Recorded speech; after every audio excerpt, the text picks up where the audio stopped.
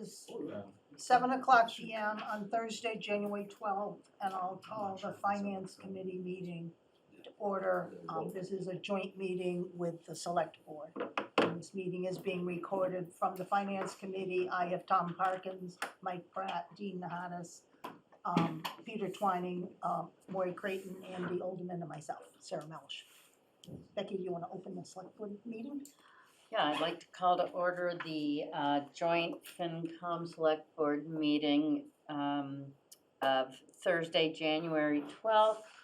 Roll call vote. Kathy Bellata. Here.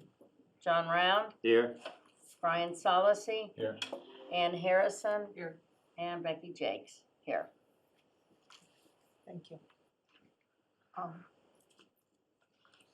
I thought that because we're trying to figure out the staffing across all of the branches of public safety, that we would start with presentations from each of the public safety officials and not ask any questions, and then go over the memo that Greg sent, and then ask all the questions once we've everything laid out on the table, if that's all right by everyone.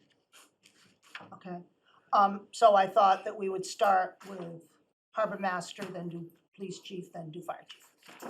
Okay. 5 to 12, boy, those are tough odds. I'll sit up there. The podium's up there if you want to plug into the system. Oh, so I do have the PowerPoint here, I thought. I can, if you give me access screen sharing, I can put it up. Put it on this one. That way you don't have to watch me fumble. That's half the fun. Yeah, it'd be more fun if I got embarrassed. All right. So I made you a co-host, Greg. Okay, so I should be able to share my screen here. Just, got way too many things open, but let's see if I can find the right one.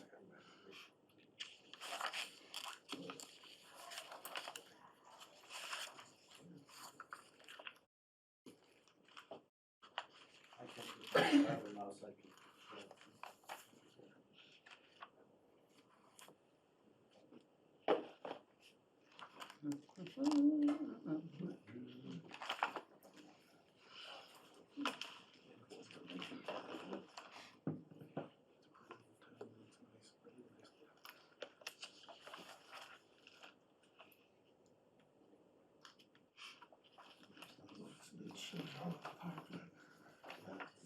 Brian, are you logged into Zoom? I am not logged in, Oh, okay. but I can be. Because then I should be able to just let you share your screen. I think that's what Greg's, right? Is that what you're doing, Greg? He was trying to call the PowerPoint up on his screen. Yeah, Here, Found it? Oh, look Okay. at that. All right, we can go immediately to the next. So Andrea sent me the questions. Do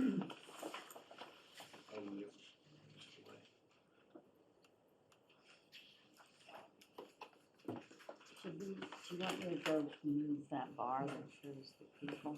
Oh, no. Yeah. So, check the questions, I found the information, I spoke with some harbor masters, I spoke to the Manchester Harbor Master to get these numbers here. First question, transient, what did the transient traffic look like in the harbor? Depending on the month of the boating season and the weather, we would just have. hit the little space up top. But, yep, right there. There we go. Thank you. We would have 250 in a day to 600. I'm sorry, this is for a weekend. 600 boats for a weekend, and that would be Black Beach and then coming into the town dock. And Black Beach, anywhere from 50 to 200 boats in a weekend. And we have about 12 miles of waterfront. as far as the operational budget, most of it comes from the waterway fund. I know that insurance for my health insurance, and then insurance for the boats, and the dumpster over at Masconomo Park come out of other pots in town. So I can't say that the operation is entirely funded by the waterway fund, but it is largely. Our capital projects, I'm not sure if you got it, but there was a piece of paper where I listed. Yeah, I think we weren't gonna go into the Yeah. actual capital Yeah. budget or No. operating budget, but talk Yeah. about staffing mostly. Yeah. And we're gonna do the budget at another meeting. Oh, okay, so this here, if you want to go to the next, it's just the same information for the different communities.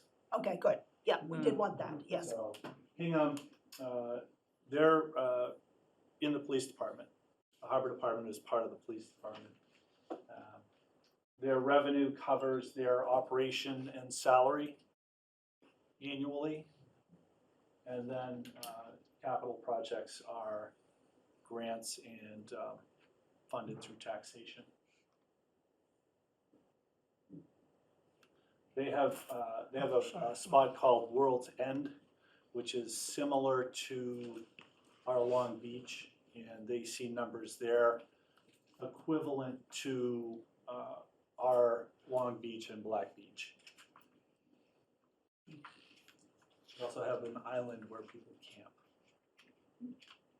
Sorry, that revenue, that's what, Moorings and slip fees and just the different excise tax. specific revenue generated from the waterfront? Correct. Yeah. Okay. Newburyport, they're an enterprise fund, and so every dime they spend comes out of the money that they collect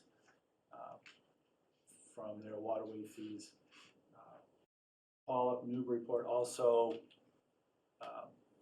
manages the beach of Plum Island. He has a whole huge staff that he hires for over there. Has real trouble finding lifeguards, though. They only have 2.5 miles of waterfront. It's basically right down the river. And nothing that he spends money on comes out of taxation at all. They have their, as far as transient goes, they do have a transient dock similar to ours, right in front of the harbor master office on the river. And they have a lot of boaters that come down from Haverhill, down the Merrimack. It's a busy river. And they're on the boat a lot. He has a pretty large staff. He got one of my people. They went up there. Do they monitor within the river? Yes. Sorry, no question. So they share the river with Salisbury, and there's the Salisbury Harbor Department. But I will say the bulk of the responsibility for what goes on from a harbor department falls on Newburyport. Great, next. Hull, again, enterprise fund. He's been there for almost 30 years. And he has one other staff person. He describes the World's End a lot like I would describe our no wake zone. He gets the folks coming in. His goal is to slow people down so that they aren't creating giant wake and causing mass destruction. They have more waterfront. They have 2 islands. One of those is camping. He has a ferry dock that the state lands at. He's responsible for, there are 5 waterfront properties that are owned by the town, properties owned by the town, and they lease 2 restaurants, 2 boat clubs, and he's responsible for that, but the town doesn't generate any revenue from those, strangely enough.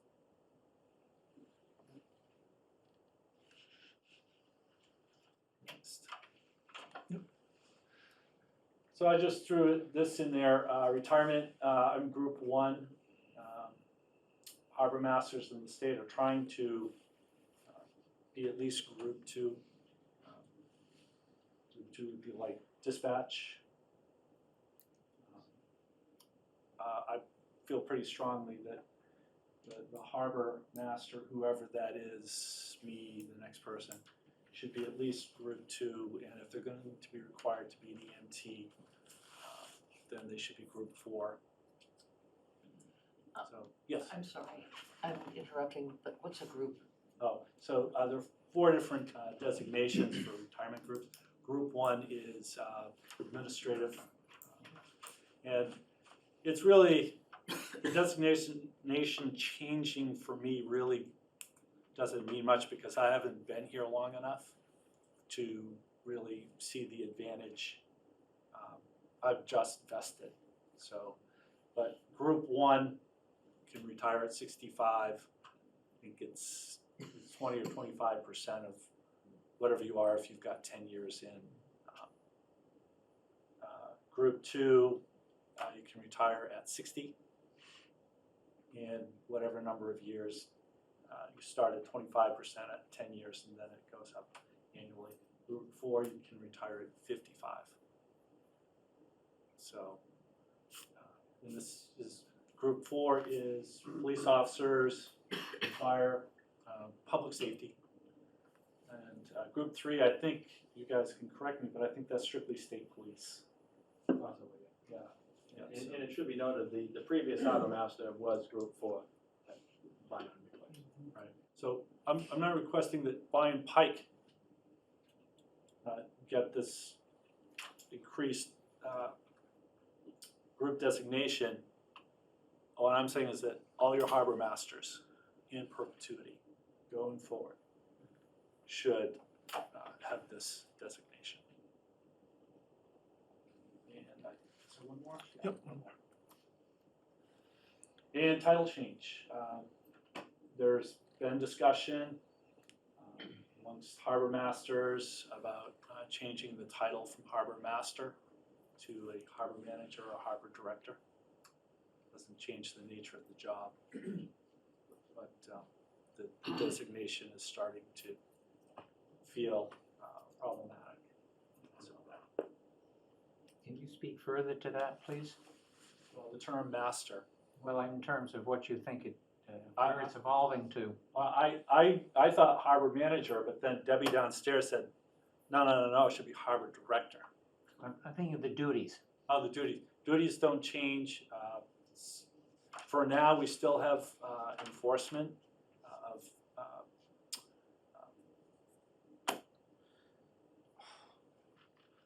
You would enforcement on 90B. 90, thank you, I couldn't remember, it's 90B, thank you. So that's the boating law. All harbor masters have the authority. I can stop boats. I can do safety checks. I can write a summons to pay a fine, civil violations. I'm pretty sure that eventually in this state, the Post Commission, who oversees what everybody can do, is going to say harbor masters can no longer enforce anything. And that means if I'm out by the no wake zone and somebody goes tearing by and I go like this and they go like this, I can't turn on blue lights. I can't chase them down and make them stop. So there was some talk that it could happen this spring. It could happen in 5 years. But that change is coming. So On that point, I'm just curious, Yes. what percent at a high level of harbor masters are like already law enforcement and therefore it's not, is it South 50-50? Shore, almost every harbor department is part of the police department. Here we have Ipswich on the North Shore,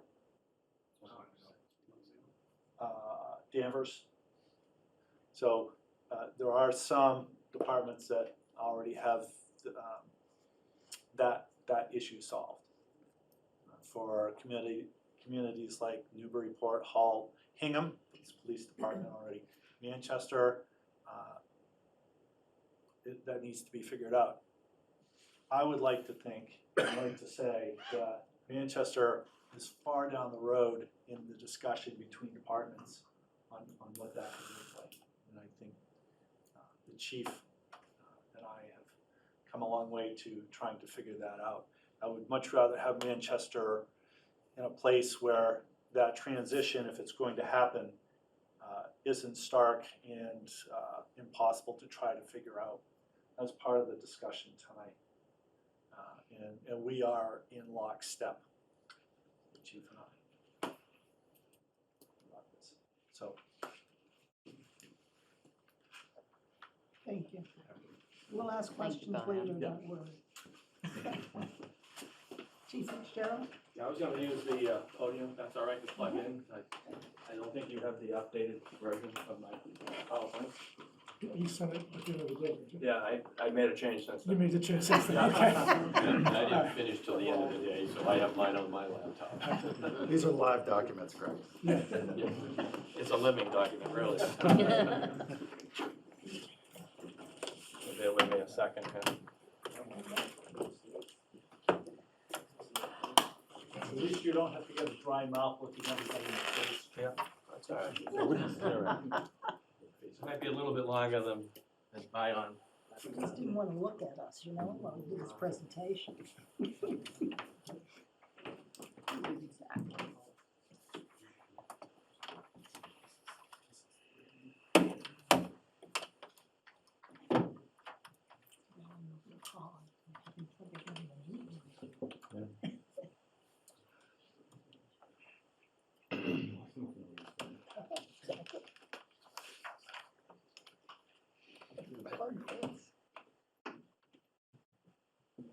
So Chief, it's best if you go through the Zoom, so that shows up. I think they were planning on, Are you gonna project through there? have check through there, yeah. Okay. He's 1621. Yeah, he's there. He's there, but this doesn't go through He's got you. 16. He's got you. Okay. You're covered. Oh, there we Okay, all go. I tell you what. All right, so with me tonight, I have Lieutenant Mark McCoy, who's my second in command, if you guys don't know him, and Sergeant Stephen Loof, who's my number 3. As you can see by the PowerPoint, we started working on this in October, because it's now becoming a kind of a critical moment in our staffing overall at PD moving forward. So,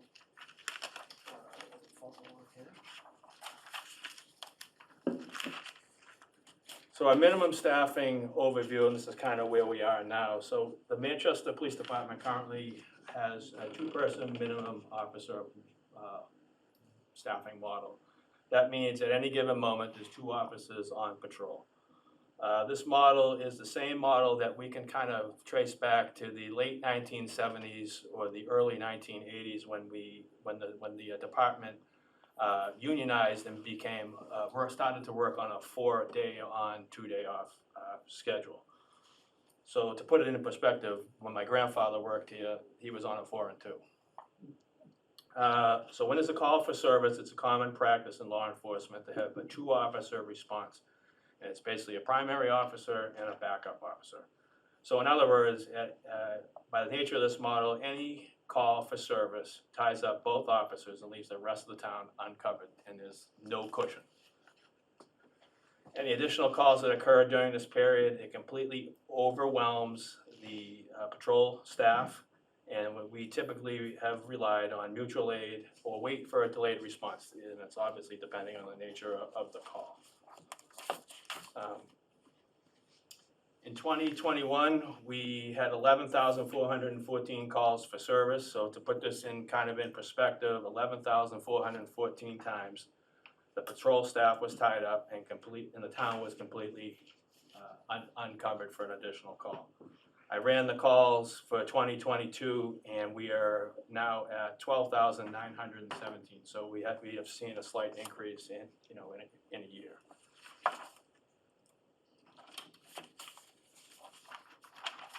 So to attempt to manage these shortcomings in the past, we've routinely needed to rely on the following measures. As I said, reliance on mutual aid, from other cities and towns, sometimes that's not available.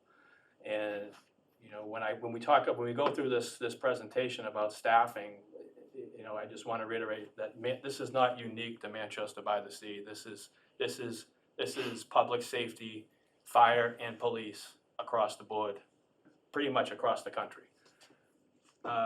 So we've also, you know, to handle this, we scrambled up poll officers from nearby private details, calling in officers from home. You know, we have an emergency callback procedure. Sometimes that takes, you know, 10 to 15 minutes, and, you know, I'm the closest one, so I'm the one that gets the calls all the time. And it happened, the last time that happened was over Christmas break on the New Year's Eve. Both the lieutenant and I were called in at 3 a.m. Calling in future shifts early, we try and do that if no one else is available, or responding to calls alone, and that's a huge safety issue. You know, again, it's clear this is not ideal, and ultimately these tactics are unreliable, and you know, the real answer is we've been very lucky. So this is an analysis of our current staffing needs that we act. This is Sergeant Loof and I worked on this. This is for a 2-officer minimum. So the total hours needed to provide 1 officer for an 8-hour shift, 365 days a year is 2,920 hours.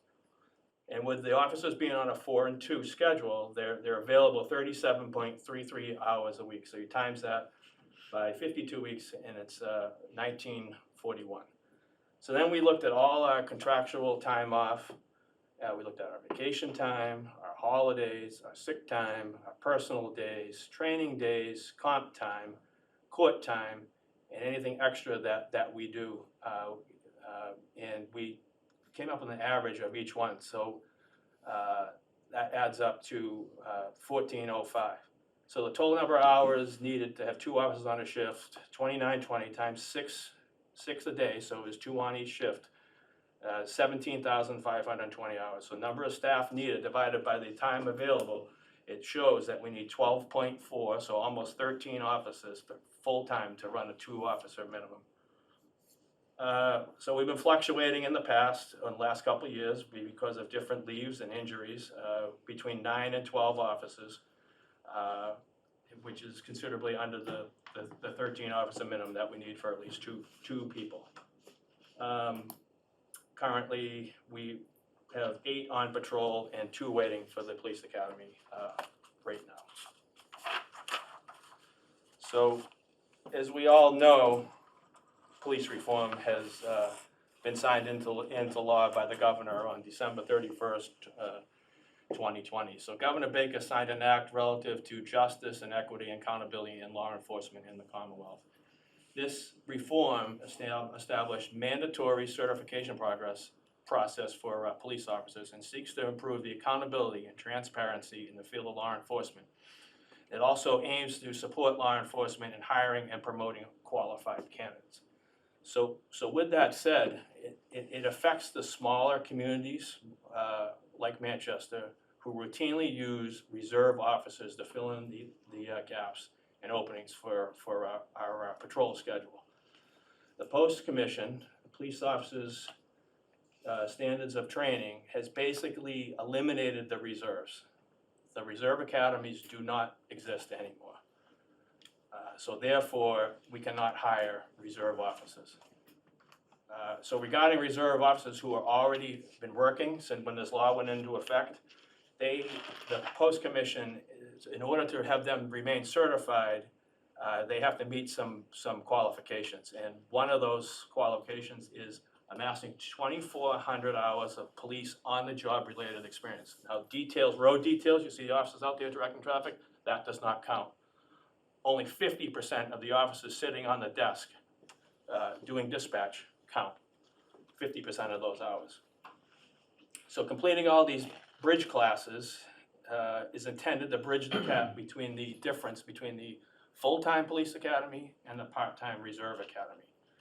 So the difference is it's about 120 hours of in-person training that these officers have to attend and about 80 hours of online training. And that's about 200 hours that, like I said, is intended to bridge the gap between full-time and part-time.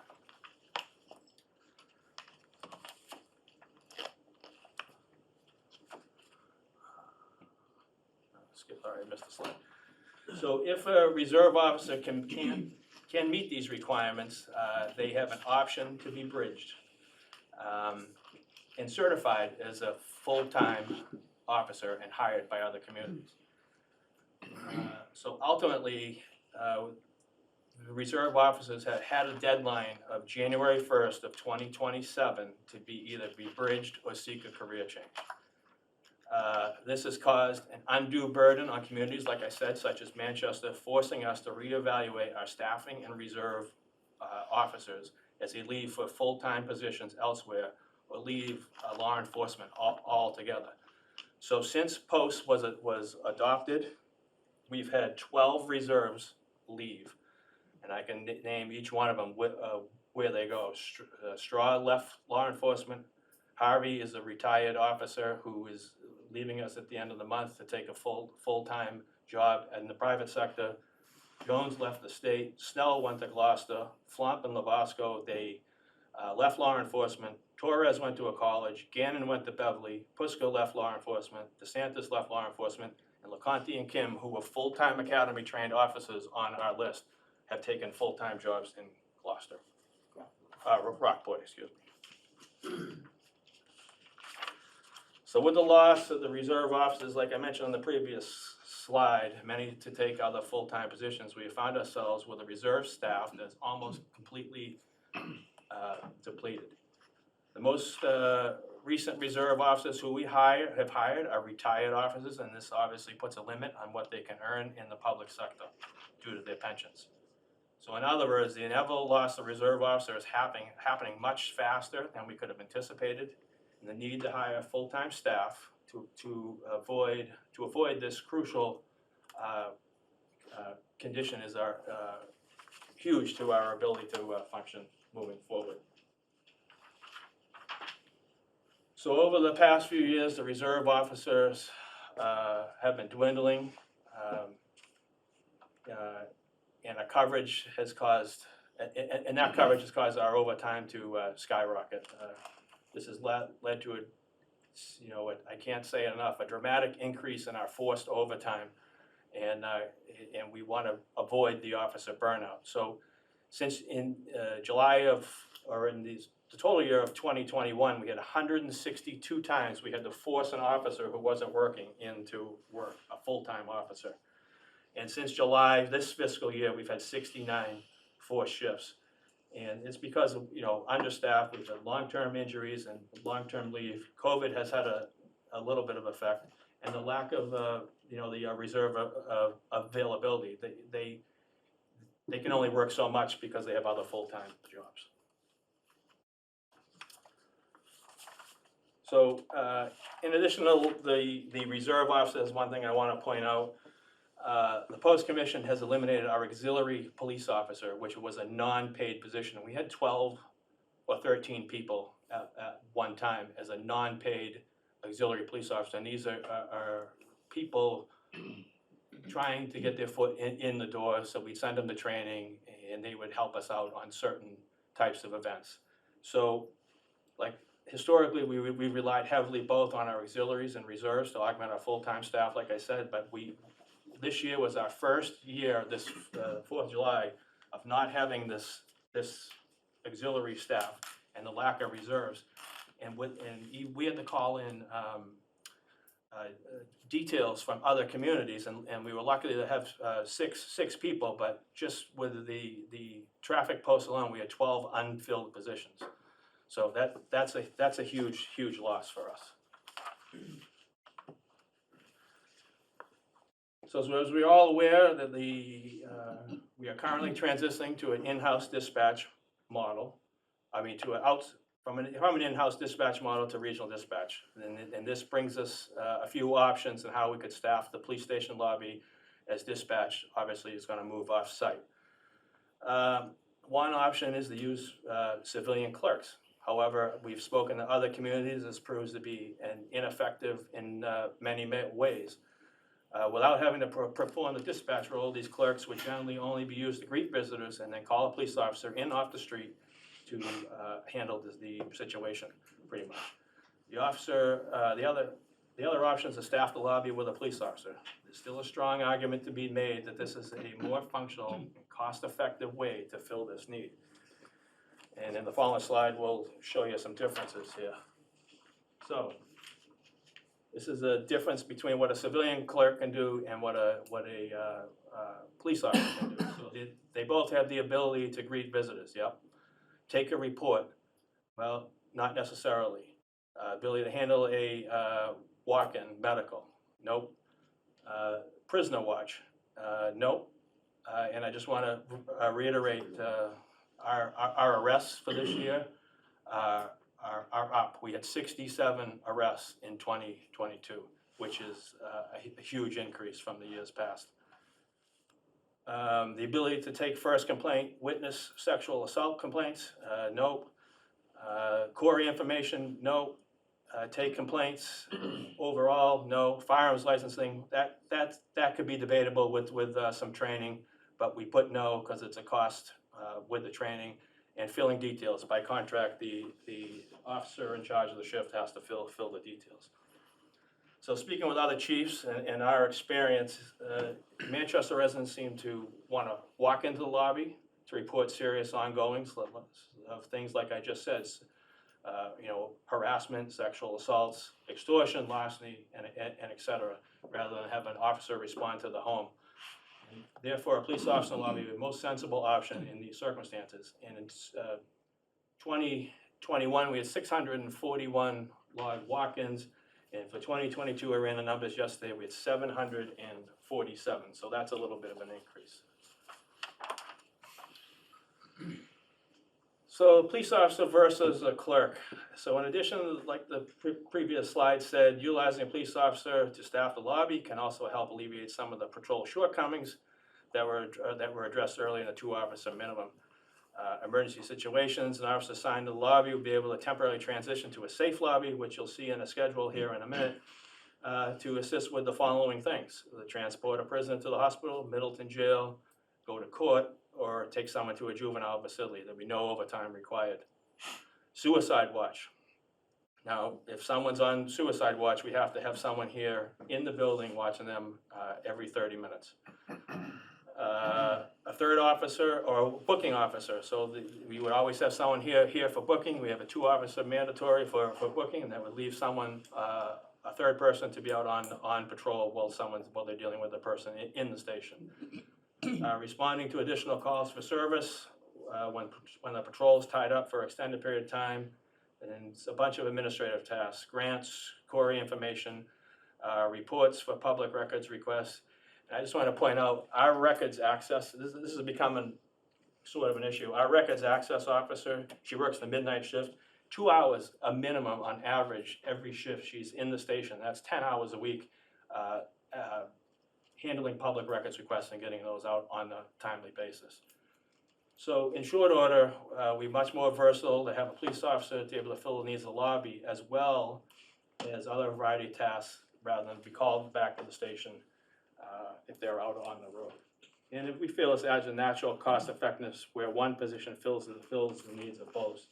And going back to our adult arrests, so 2019 we had 28, 2020 we had 22, 21 we had 46, and 2022 we actually had 65 adult arrests.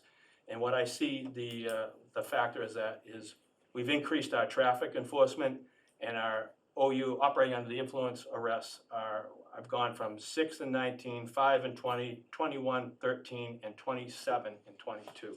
So that's where the increase is coming from.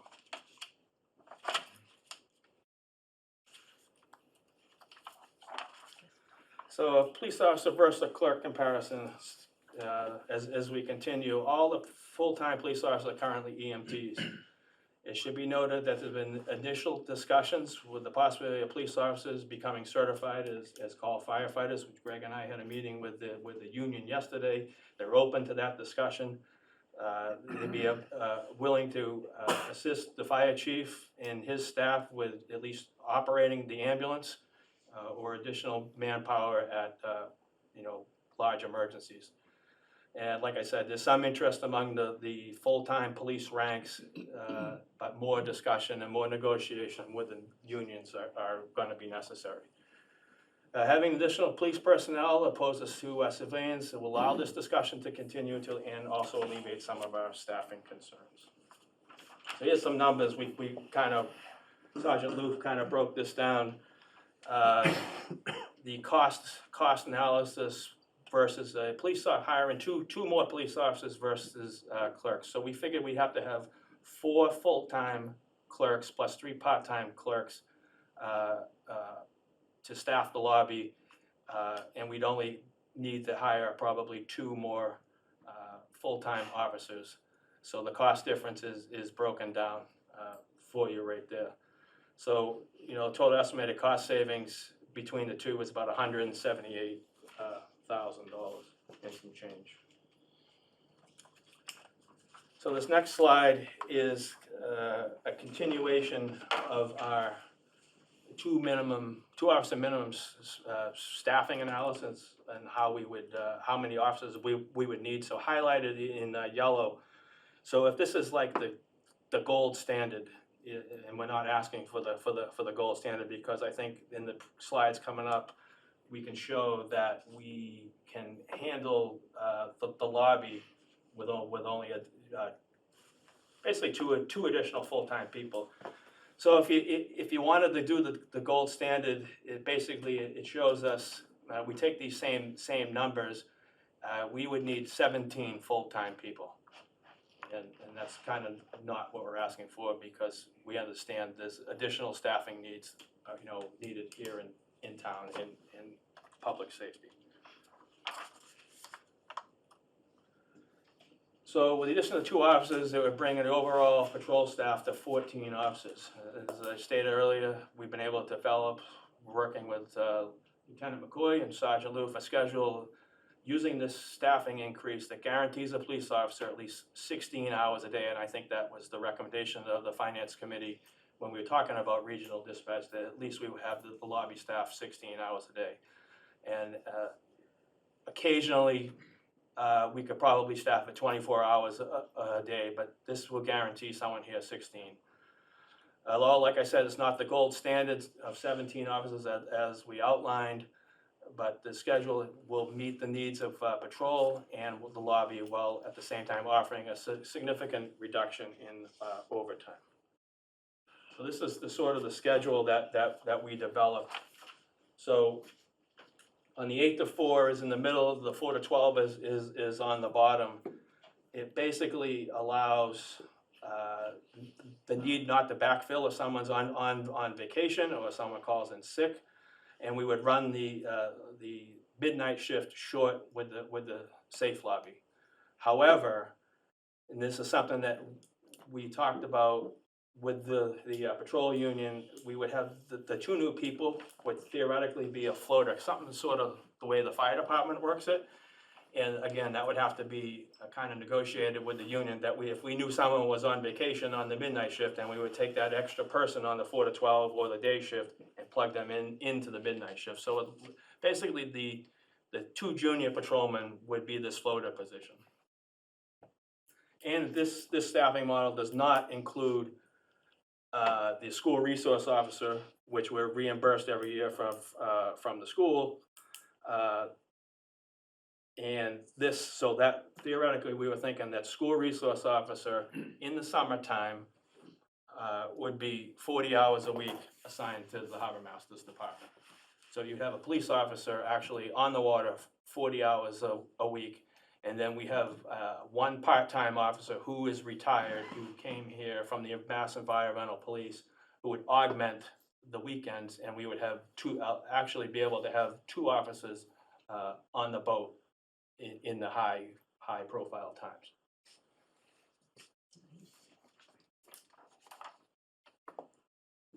So the new schedule benefits. The schedule on the previous slide pretty much allows for a sharp decrease in overtime, as adequate coverage will now exist on nearly all the 8 to 4 and 4 to 12 shifts, and would not, like I said, not require any overtime for contractual time off. The schedule will allow us to fill various duties such as prisoner transport, suicide watch, court overtime, training days, and coverage of major incidents, all of which now cost us overtime. The float position adds flexibility and has potential to be utilized to perform duties on some days, as such as community policing. We could even, I know there's a lot of complaints about speeding, so there's our dedicated, we could have a dedicated traffic enforcement vehicle at least, 16 hours a day. And it provides coverage for our detectives. I have a breakdown I did a analysis of how many hours and how much time that he does a dual role.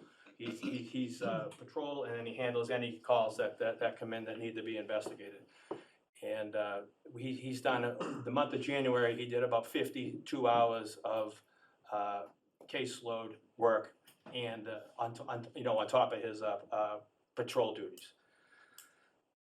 So, all that comes without any overtime need. The schedule will result in a decrease in large forced overtime, which the main thing we should be concerned about here is our officer well-being and emotional health. They would definitely reduce on some of the forced shifts. So all above benefits will still help us staff the lobby with a qualified police officer. So here's some numbers, and when we looked at our overtime, it was a little shocking. So on the last 3 years, we have an average of about $170,000 a year on overtime. The average contractual time off per police officer is 536 hours. So the cost to fill those hours with OT due to the elimination of a reserve at an average overtime rate is about $58 an hour. So you take that 536 hours times $58 an hour, gives you an average of about $31,000 per officer per year, if that was covered on overtime and with the elimination of the reserves. So you take that and times that by 12 officers, that's $373,000 of where our overtime should be without reserves. And if we look at I've taken a look at Cohasset's budget, who is very similar to us, and that's about where they are on overtime. So this is, like I said, the anticipated yearly cost of overtime once the reserves are eliminated, and all openings will need to go to overtime. This almost doubles our yearly average. So with the adoption of the staffing changes, with 2 additional officers and the new schedule, all our time off can be covered without the need for overtime. We figured there will be about 1,608 hours, so about 3 officers that we'd have to budget for overtime with this new staffing model. So you times that by $58 an hour, which is our average overtime, it's about $93,000. Our current overtime line item is about 65, and we have a reserve staff budget of about 110. So you add those together, it's combined about 175 in overtime and obviously a reserve budget. So 175 minus the 93,000 gives us a sort of a surplus of about 81,736 in overtime and reserve money. So if you add the surplus with the estimated cost savings versus civilian clerks on the front, so the 81,000 plus the 178 gives you an annual savings of about $260,228.78. Now this is all approximates, so it may be off, obviously a few $1,000. So the following slides will show a little bit of a brief comparison of the towns that I took a look at. Now, I was asked to look at like Wenham and Hamilton and Ipswich. Well, Ipswich is a lot bigger than us. They do have a harbor department. Hamilton has the train and 1A going through it. They don't have a harbor with 1,500 moorings, and they don't have 2 major highways running through it. Rockport kind of has 127A running through it, but they have a harbor and a high influx of people coming to the town in the summertime. Cohasset's pretty much the closest to us. And as you can see here, our current budgeted full-time staff, we have 14 people, so it's 12 on patrol. We have 1 chief, 1 lieutenant, 3 sergeants, and 9 full-time officers. And out of the 3, we are the lowest. Rockport has 18. They have 18 full-time people, 16 for patrol, and Cohasset's kind of where we want to be. So they have 17 total, but they have 14 assigned to patrol. So this is our calls for service compared to Rockport and Cohasset. And as you can see, Manchester, besides 2020, is the highest out of the 3. Why? I don't know that, but that was the breakdown that came down. We're similar to Cohasset, but we are still higher. Our overall personnel and expense costs, and you'll see Cohasset's over 3.5 million. But that 3.5 million, and why that's so high is because they don't use reserves, and every contractual piece of overtime, time off goes to overtime. Rockport, pretty much, they do have some reserves, but again, they are dwindling, just like we are. And the walk-ins to the police station, like I said earlier, we're the highest out of the 3, and both the chiefs that I spoke to said that pretty much the same thing. People like to come into the station rather than the police going into their house.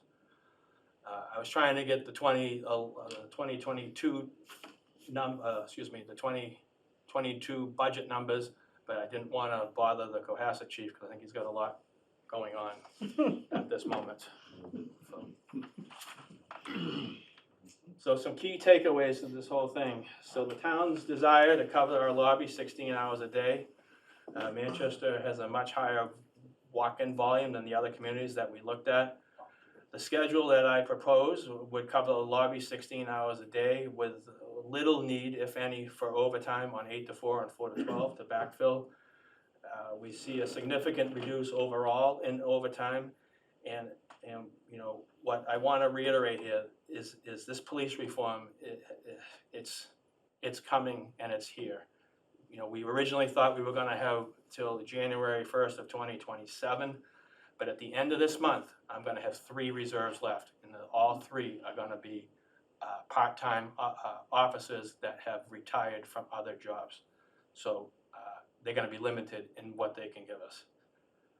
Our calls for service have increased, and like I said, the common theme from the other chiefs that are involved in regional dispatch, such as Essex, one of the main problems is officers are called back to the station to take a report far too often, which takes them away from their duties on patrol. So in conclusion, as we know that the Manchester Police Department is in a transition period on a number of levels, such as going into regional dispatch, police reform is the major one, and changes to what society demands with us overall.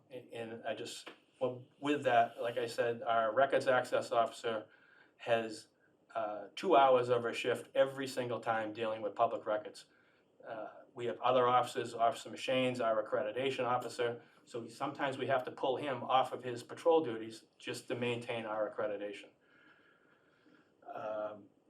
So our call volume is up, and officers, like I said, are juggling more responsibilities and training requirements than they ever have. Additional staff not always maintain, we want to maintain the high quality service that we have provided for the town and our citizens and people that visit, but also steer us away from the antiquated 1970s model of a 2-officer minimum on the street. So in closing, I think this presentation has given us a viable option on a number of levels. I think it's given us an option of helping Bion with some staffing issues, maybe helping the fire chief with some staffing issues, and staffing our lobby and moving away from the 2-officer minimum, like I said. And this police reform, it has pretty much forced our hand to make this change. So with that, that's all I have at the moment. Thank you. Thank you, Chief.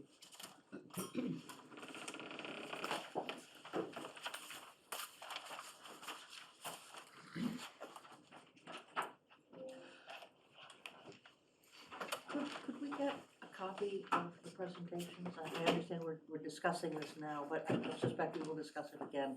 And having a copy of this material would be very helpful. Thank you, yes.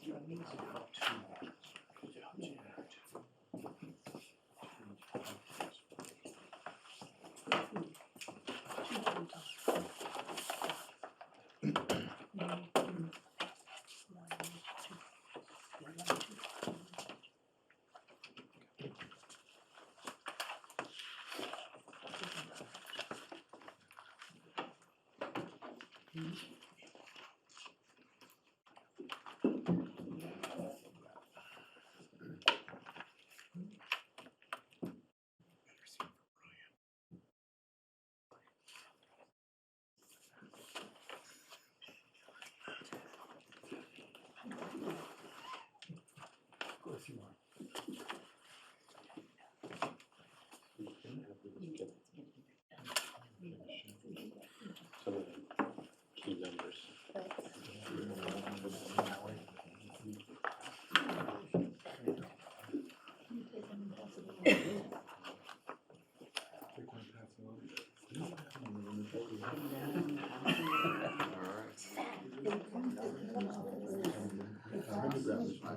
Yeah, with the paper, Mimeograph smell.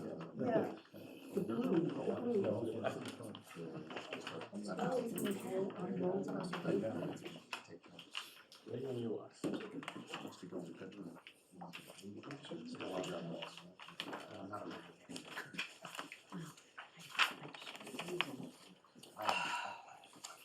Well, good evening, folks. Thank you for letting me present tonight.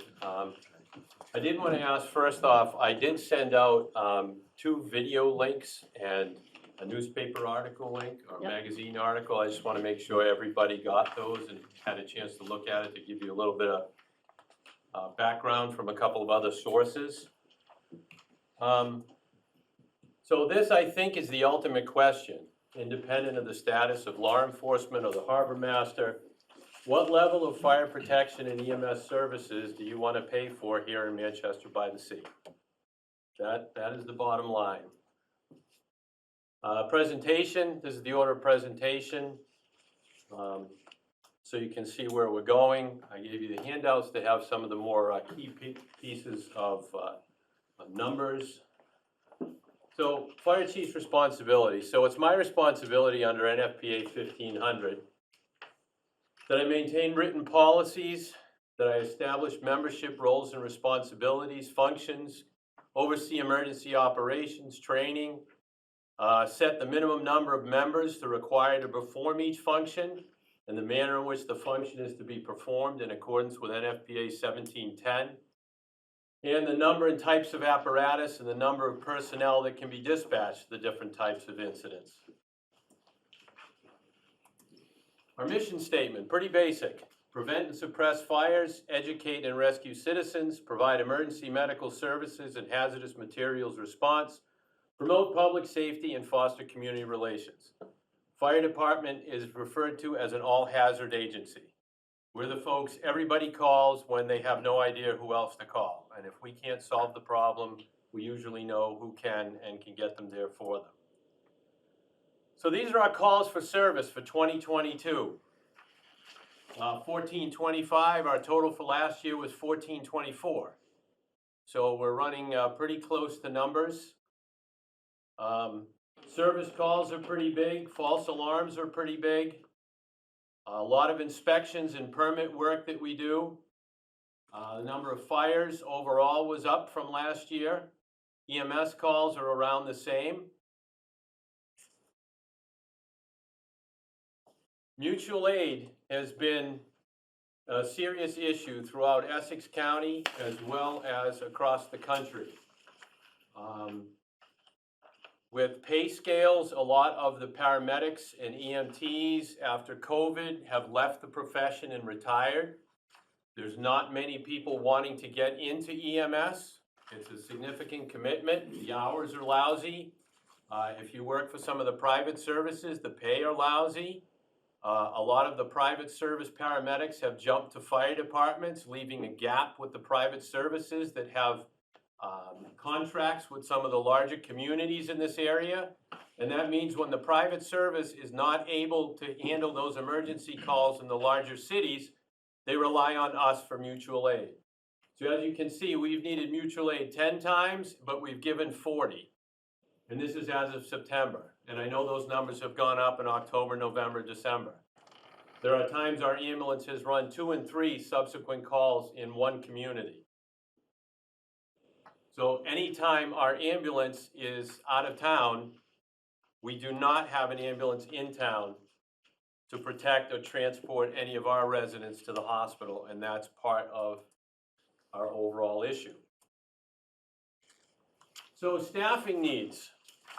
Some of this you have heard before, and I don't mean to be redundant, but it is still the same. We're shooting to achieve 4-person per duty shift staffing. And that meets the OSHA mandate of 2 in, 2 out the majority of the time. That means when we have 4 on, we can get them to the scene. That allows us to make a rescue right away because we have 2 people that can go in and 2 outside to rescue them if they get in trouble. Right now, we don't meet that at all. 4-person staffing allows us for simultaneous fire and EMS calls. Right now, with a staffing of 3, 2 are out on the ambulance, it leaves 1 person behind, which isn't enough to run a spare ambulance if we happen to have one, but they go to scene and then we have to wait for an out-of-town ambulance. It will help to reduce overtime because if we have 4 on shift and 1 person is out, we maintain a 3-person minimum. Right now, if we're at a 3-person minimum and 1 person is out, we have to hire overtime to bring somebody else back. And that's created a problem because we lost 2 longtime employees this past year with Captain Bigger and Lieutenant Herendine. And the firefighters that we have hired to replace them have not yet been able to go to the fire academy because the state fire academy cannot keep up with the amount of hiring that's going on, similar that's happening in the police department. It's a scramble to find public safety people. We have them, but they haven't been able to go to the academy, so without that training and certification, they can't fully fulfill the role that a current full-time firefighter does.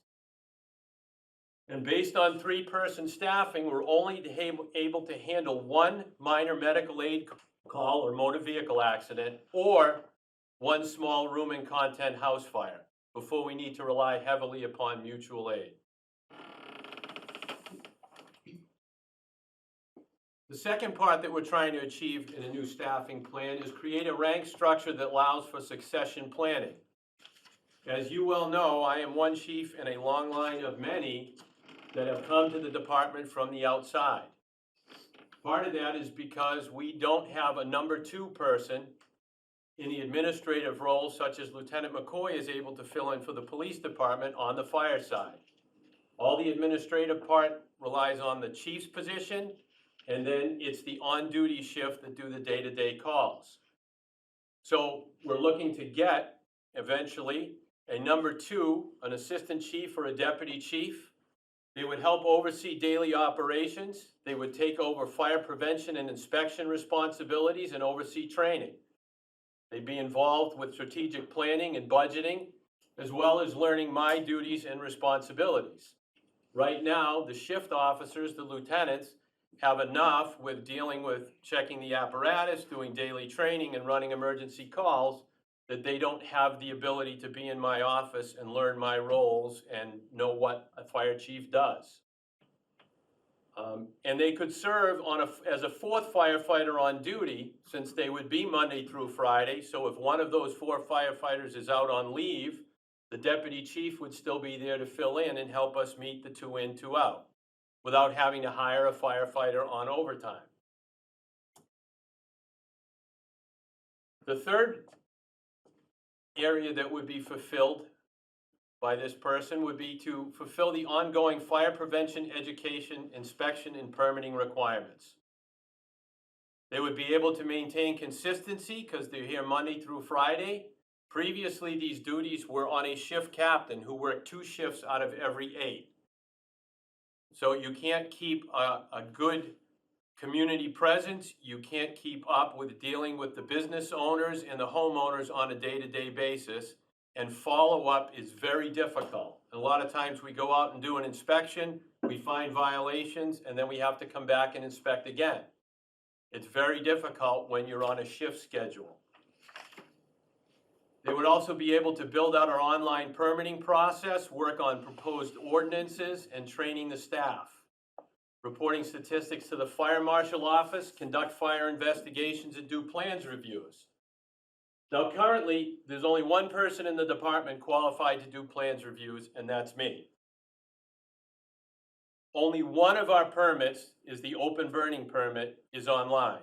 The rest is because we have to create the permit and somebody has to do all the data entry to set up all the permits online like the building department has. We do not have any firefighters currently qualified as a fire prevention officer 1 and 2. These duties for years had been covered by Captain Bigger and Lieutenant Herendeen. When they both retired, there was nobody trained up to take on their role. And we currently, due to the time required for training and shift duties, don't have any public educators in the school. We're not teaching the kids how to draw fire safety plans. We're not teaching them how to stop, drop, and roll, and we're not teaching them how to get out of their house. Similarly, we're not out teaching the elderly how not to have cooking fires, how not to slip and trip and fall, which is a big number of calls that we go on. But these would be the responsibility of the number 2 person, the deputy chief, and they would be able to maintain consistency. Some of the other benefits of the 4 firefighters on duty: immediately available for second due calls or station coverage when the ambulance is transported. We can no longer rely on the call firefighters because they are gone. That element of the department has been eliminated. And we can't rely on off-duty full-time members coming back to cover the station. If I am correct, we only have 2 members that actually still live in town. And the last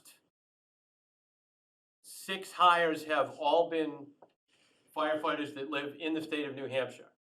They can come back and cover regular overtime, but they cannot come back and get to the station in time for emergency callback. If we have 4 firefighters, it allows 3 firefighters to respond in the engine and 1 to respond in the ladder to all fire calls. This is more in keeping with that the larger local communities usually have 2 engines and a ladder responding to fire calls on normal operations. Towns like Beverly, towns like cities like Gloucester or Beverly. And if you note, in 2022, we had 55 overlapping emergency calls for service, requiring the 3 people on duty to be in 2 locations at 2 emergencies at the same time, which means 2 can go to 1, but that only leaves 1 at the other. In motor vehicle accidents, which we do a lot of, this gives us staffing to have an incident commander who's going to maintain safety, the vehicle to block traffic, so we're operating in a safe zone, and a crew to both provide patient care as well as stabilizing and extricating the patient.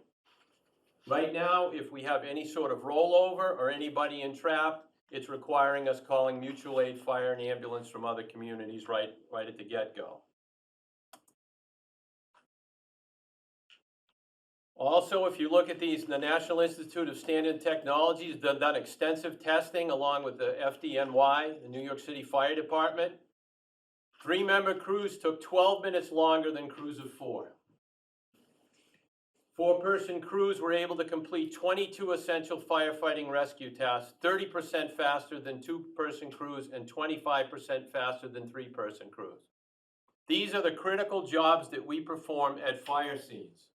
Ventilation, stretching a hose line, getting the water on the fire, making rescues.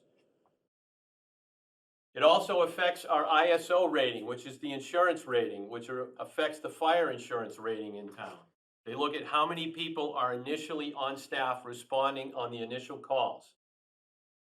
And if you look, 2004 was the last true staffing increase we had in the department when we went from 2 firefighters per shift to 3. Now, however, note that the floater positions, one of which we had and a new one that we were provided with next year, does nothing to increase our on-duty staffing. Those folks are to cover overtime when we drop from 3 to 2 and fill in the gap. They are not able to be used because of the amount of hours they need to be worked to be the 4th person on shift.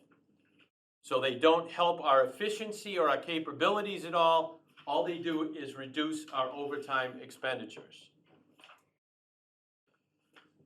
This is what NFPA 1710 has listed as a standard of what needs to be on scene in the first 8 to 10 minutes. 17 firefighters, 3 engines, an incident command, and a ladder truck. And these are how the crews are dispersed. A fire attack crew, a ventilation crew, a search and rescue crew, a RIT team standing by, an incident commander running the scene. This is what we currently show up with when we have 3 on duty and I'm working. 1 incident commander, 1 engine, 1 pump operator, and 2 people on a hose line. So it falls far short. So all the other places there where you see X's, those are all the locations and the personnel we need to rely on mutual aid for. Provided mutual aid is available, not unlike the chief said that we reach out, but Gloucester is busy, Beverly is busy. So those are our big partners that we rely on, and they are not always available to respond. Smaller communities like Essex, when we call for help, they have to tone it out, they have to get to the station, they have to get in the trucks, and then there's travel time for Essex. Works very similar for Hamilton and Wenham. The survivability in 2 in, 2 out. Without 4 personnel on scene, which is gained by our 4-person shift staffing, the initial companies, the on-duty shift, the likelihood of them performing a successful rescue with the time and the size of Manchester homes is highly unlikely unless we're operating at 4. And where I drew the yellow line, that's 4 minutes, that's our average response time on scene. We're almost at the point that anybody still in there is not going to be viable. And if you look at the 8, 10, 12, 14, when our mutual aid units are arriving, if anybody is in there, the building has already flashed over and it would not be able to be rescued at that point. That would be a body recovery at the end of the fire because it would jeopardize the safety of the firefighters too much to go in at that point. So time is against us, fire growth is against us, and the amount of people we can put on the scene in the first 4 to 8 minutes, not unlike getting on scene for a heart attack, determines how the rest of the fire goes. We can strike 2nd and 3rd alarms and get 100 firefighters here in an hour, but by then, no one's going to be rescued, and it's highly unlikely we're going to save the structure. This is what our current organizational chart looks like. We have 4 groups, each headed by a lieutenant. Group 2 has 2 full-time firefighters. Group 1 has 2 full-time firefighters. We did have a probationary firefighter leave, one of the 3 that we hired, so we have a hiring process going right now to replace him. Our Group 3 has 2 firefighters and a probationary firefighter who right now is acting as an extra because they have not yet been fully trained. And on Group 4, we really have 1 firefighter and we're running 1 open position. So we have a lieutenant and 1 firefighter, and that other probationary firefighter is also an extra. So we're very short in that respect. So what I'm considering is a 3-year phased-in staffing plan. Now this is recognizing that there hasn't really been a willingness to discuss or to commit to increasing staffing with trying to get a SAFER grant. I'm proposing the following. We hire 1 new firefighter a year for the next 2 years, fiscal year 24 and 25. That means all 4 of our shifts will go to 4 firefighter paramedics on each. The estimated cost for each of those new positions is $100,000 a year, including benefits. In year 3, fiscal year 26, we hire 1 assistant or deputy fire chief. That would be a new position. We'll allow a designated second in command. We'll take care of all the fire prevention needs. Can be the 4th on duty if one guy is out sick. The estimated cost, and they would be administrative salaried, not unlike myself. And they would be, the estimated cost would be about $133,000 a year, including benefits. And note that several previous independent studies that the town commissioned and paid for, the MRI study in 2009 and 2015, had recommended using the SAFER grant process, but the goal was to increase staffing to 4 firefighters on each shift. And again, that's from 2 independent studies done. This is what the new org chart would look with the 3-year phased-in staffing additions. Myself, the assistant chief, the recognized number 2, 4 groups of 4, and that would fill out the chart. So an officer and 3 firefighter paramedics on each shift. So this is a statewide comparison of departments that are similar to ours, either in population, number of calls a year, and/or budget.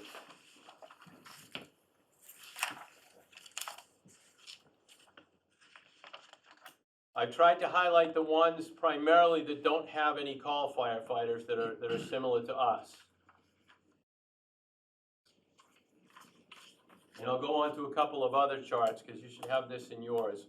This is a breakdown of all of Essex County. There are no 2 fire departments in Essex County that operate the same way, under the same model or with the same people. Some have call departments, some don't. Some run ambulances, some don't. Some have private contracted ambulances. Some rely heavily on a call force. Some are all call or volunteer, like Essex and Rockport.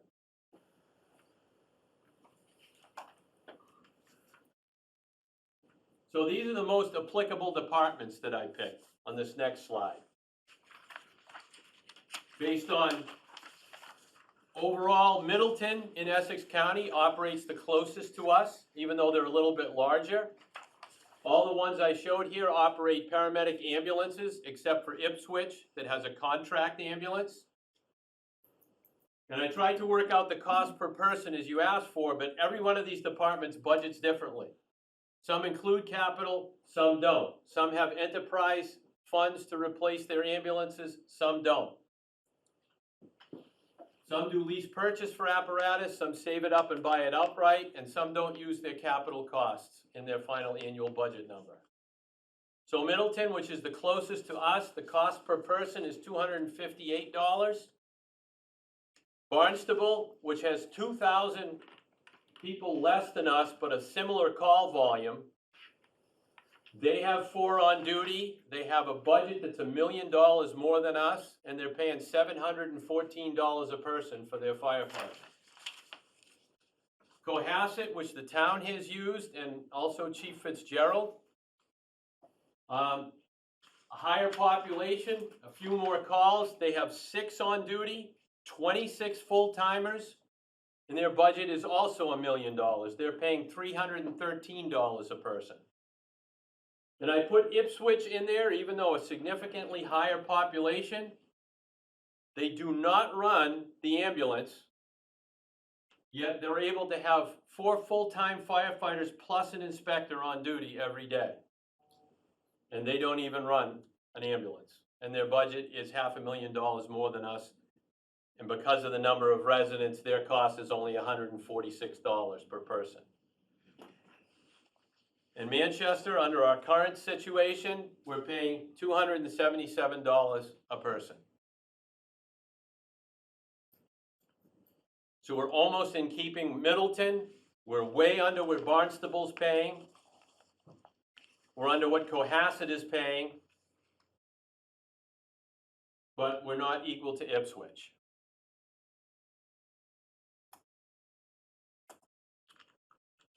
I want to point out, these are some of the revenues that the fire department brings in from ambulance transport, permit fees, and inspections.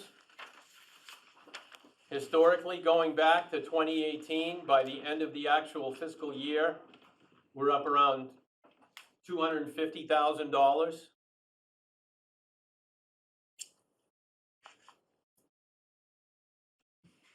Next page shows the grants that we've received since 2020. $152,783 worth of grants that we've been able to get at the fire department to assist us in our operations with necessary firefighting and safety equipment.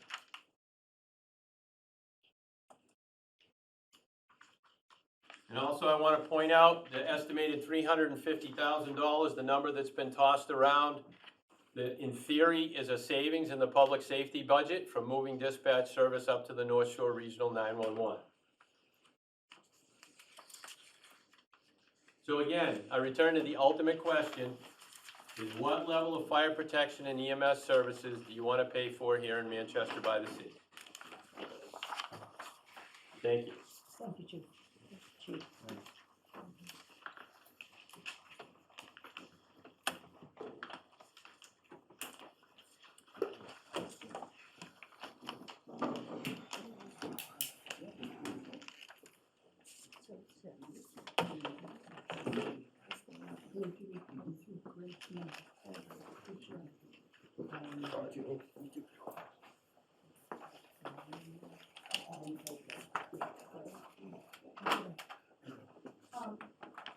Greg, you sent us a memo this afternoon that was trying to pull all this information together for us.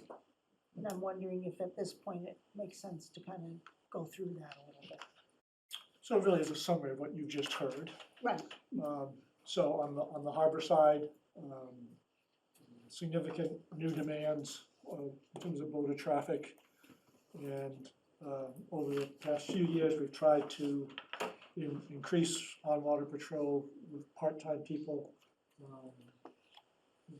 Plus, not always successful in doing that. Lion's request, a minimum would be a full-time deputy for the summer season. And I think a way to provide that, sort of a creative way to provide that, is by taking that SRO position, which is not committed to the schools during the summertime, and either that person or someone else, and that SRO backfills the other person. Anyways, you would devote a 40-hour position as Chief Fitzgerald indicated. So as an interim step, I think that's a very positive step forward and a cost-effective way of supplying that need, filling that need. So then you have both fire and police asking for additional staff. It would be a real challenge to do both budgetarily. There's lots of questions that we'll get into, but I think when you hear the Chief Cleary's presentation, in order to fulfill that, you need to always backfill. So you say we drop down to 3, but I think if we're going to go to 4, then there's going to be real pressure to always backfill. So I think realistically, over time, we're looking at 2022, right, as a full-time. Well, you're talking about additional people to backfill, because that's the Right. problem we ran into with the staffing shortage. Right. There isn't enough over the minimum to, I Right, see what you're saying. So I think the real number is probably 2022, in that range. If you're going to achieve what you're hoping to do, which is always 4, 20 to 22 as compared to, as compared to 18. You probably need 4 floaters to backfill 16 people. I think we figured it out, that if we did do 4 and drop them to 3, we'd have 4 at least 40% of the time, if not more, depending on how much leave people took. No, but my point is, Yes. that means that you're short 60% of the time, and if your logic carries, which I understand the logic. Yep. It's for that guaranteed 4 on, in order to provide those services. Mhm. Then I think there's gonna be real pressure to go to that level. I'm not saying that as a negative, that's Yeah. just the reality, in order to keep that service at that level. So, the way I look at it is that both departments, both fire and police, have suffered from a loss of a force. On the fire side, we've lost the call force. On the police side, we have lost the reserves. And I keep sniffing and scratching and trying to figure out a way to get some higher bang for the buck. And I think the best model we have for that higher bang for the buck is to do something that Chief Fitzgerald has proposed. It won't put a person in the fire station 24/7, but I think if we can build up basically a new call force, and that call force consists of police officers, DPW, and perhaps we can reconstitute a handful of volunteers, residents, given the fact that we do see a change in who's staying at home these days, working from home, maybe, you know, it remains to be seen. But from my mind, it's worth trying to reconstitute the call force through those 3 avenues. Through the police, through DPW, through a handful of citizens. I don't know if that will be successful, but I feel it's worth a try. And obviously, different choices can be made. But to me, that presents a more cost-effective way to provide services that on a day-to-day basis are pretty rare. I understand perfectly the need for when that fire happens, that you want to have that kind of crew assembled. Fortunately, that doesn't happen very often in town. I hope I didn't just jinx us, but anyways, it's a sort of a cost benefit in terms of how much of a risk do you want to take, and the chief is right. That ultimate question is very much what level of service do you want to provide guaranteed all the time. And there's pros and cons. There are always trade-offs. There are risks inherent in any staffing model. But from where I sit in terms of the bean counter and trying to manage budgets, I think it's worth a try to reconstitute that call force in a different manner, using our paid staff and maybe supplement it with a handful of what used to be the true volunteers. So that's sort of my read of the tea leaves here. But open to discussions, and obviously ask the questions of the 3 department leaders here. Kick the tires some more on this, and what other additional information might be helpful to you. We can certainly work to provide it. Good question. So in the past, when we've talked about call, one of the impediments to that, along with just a general willingness of people to be interested and devote themselves to that, is also the training requirement. And I was curious if in Rockport and Essex, do they follow the same training criteria, that they're, devoting 400+ hours? Yeah, they send the people to the Call Volley Academy when it is available. It's the same bar? Yes, for the okay. same call department. Yeah, gotcha. Through the State Fire Academy. They offer a full-time recruit class for the full-time firefighters. Yeah. They have to Call Volley Academy. It's like Tuesday, Thursday, and Saturday for 6 months.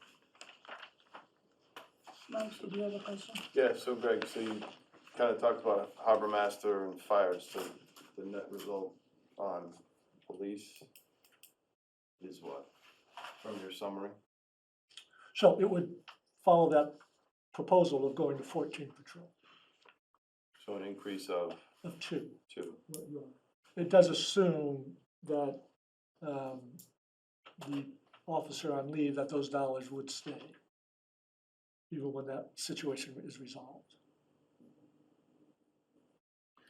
So 2 immediate, or whatever, next budget year, Right, not 1 + 1. right. Yep, okay. I think for any of the kind of considerations that we're looking at for changes to staffing, it would be helpful to, just run the model, the budget model for what the impact would be Right, so again, the numbers are fairly simple because Yeah. it's roughly 100,000 a person. Yeah, yeah.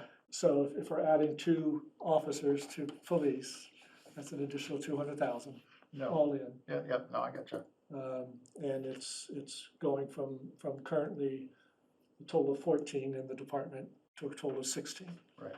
But I thought there would also be a reduction in overtime Yes, to offset that. correct. Yeah. There would be a reduction that would offset some. And a of that. reduction in dispatchers. I mean, we've kind of lost the dispatch budget has evaporated Correct. in this budget, and it only seems fair that you're also crediting the dispatchers you've lost. Yeah. I mean, when you're talking savings, because Yeah, yeah. the dispatch money has gone to other departments or for other purposes.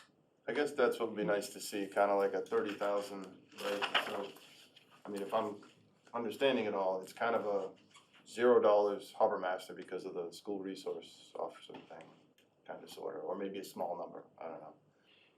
Kind of a 0 for fire, given, right, what you said. So Well, then you get, there would be costs if we try to reconstitute a volunteer call. okay, So there would be some dollars there. smaller, I would, Yes, so then you got the 200,000 roughly for 2 new police officers, right? But then on the savings side, is it like, minus 300 because of the regional dispatch? Yes. And then is there another negative number because of overtime savings? yes. So it'd be nice to see, right, Yeah, we could summarize that. for you. summarize that. I mean, it sounds like it comes out actually positive. I don't know if that's possible, but. Yeah, I'm kind of hoping that we can kind of give Greg some direction and Andrea some direction so that they could come up with new public safety budget so that we can look at it and see if it makes sense. But it doesn't make sense to have them do all the scenarios if we're not considering all the scenarios. Kathy Bellata has her hand raised. Kathy, you have a question? Yes, thank you. So I agree with Mike, we need to take this up a level and understanding that this meeting is, like you said, Sarah, to give Greg and our town accountant some direction on how to proceed. Couple things jump out at me when I listen to all three presentations. Number one, we've talked a lot about costs.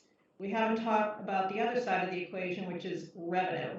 So when I hear, the fire chief talk about how, I guess I would say behind we are in some of our administrative work, permitting, et cetera, there's a couple of different ways to build capacity in an organization. One is to add staff, which can also, that's one way. Another way is to be more efficient, right? So I do think some of the things we need to be looking at, if we haven't already done that, is reducing the amount of manual administrative stuff, I'll say it that way, that our public safety professionals do, whether it's through online systems or a self-service or whatever.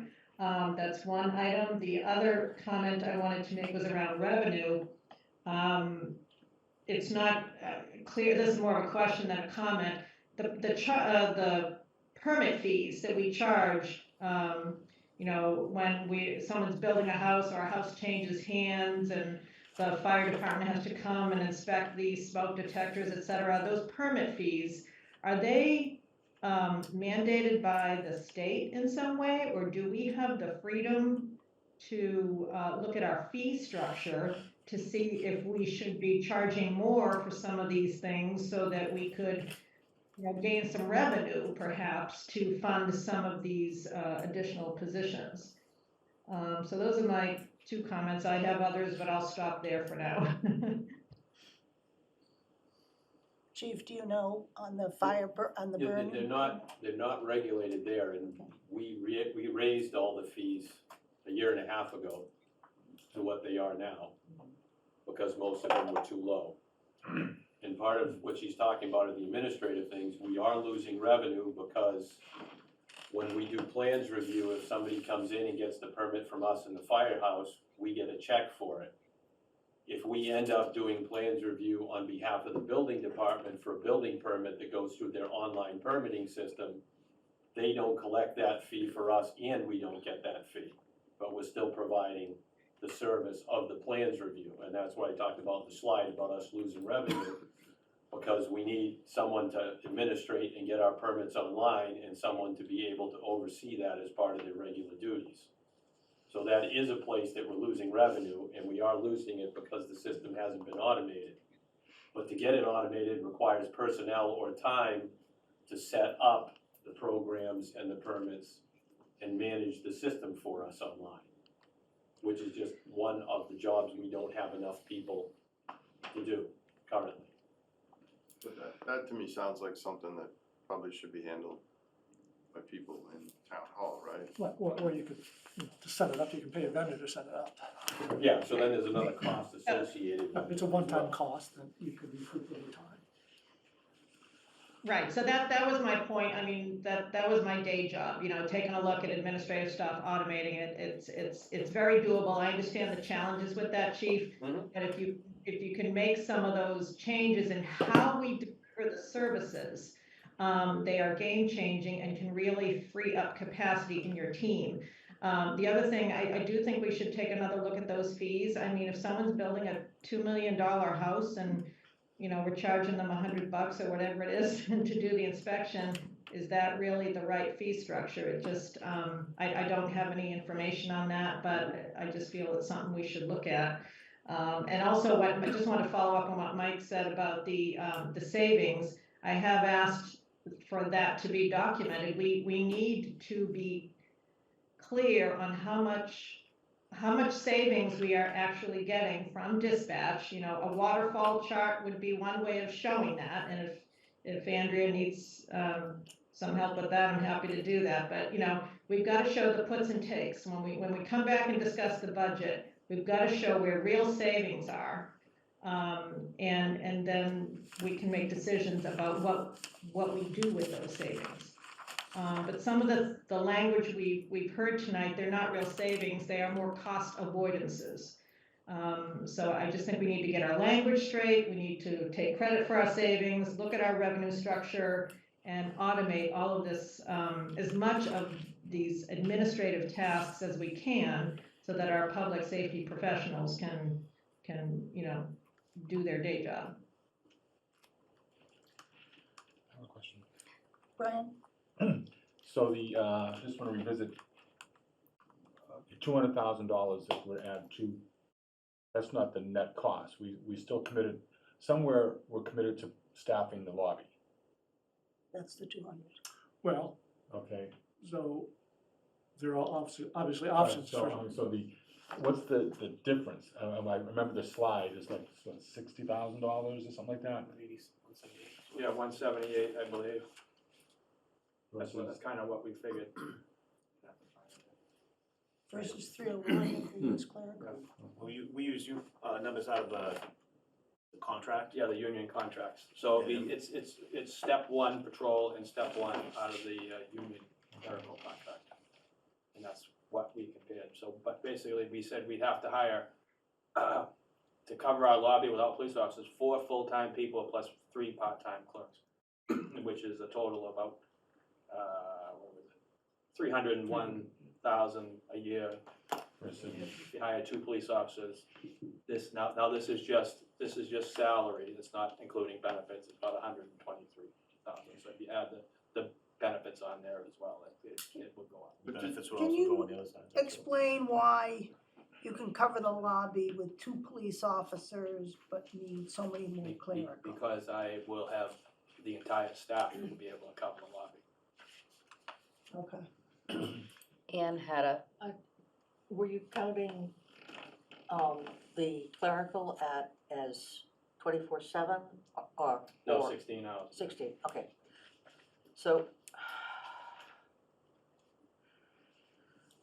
still having trouble figuring out how it needs, say, 6 people.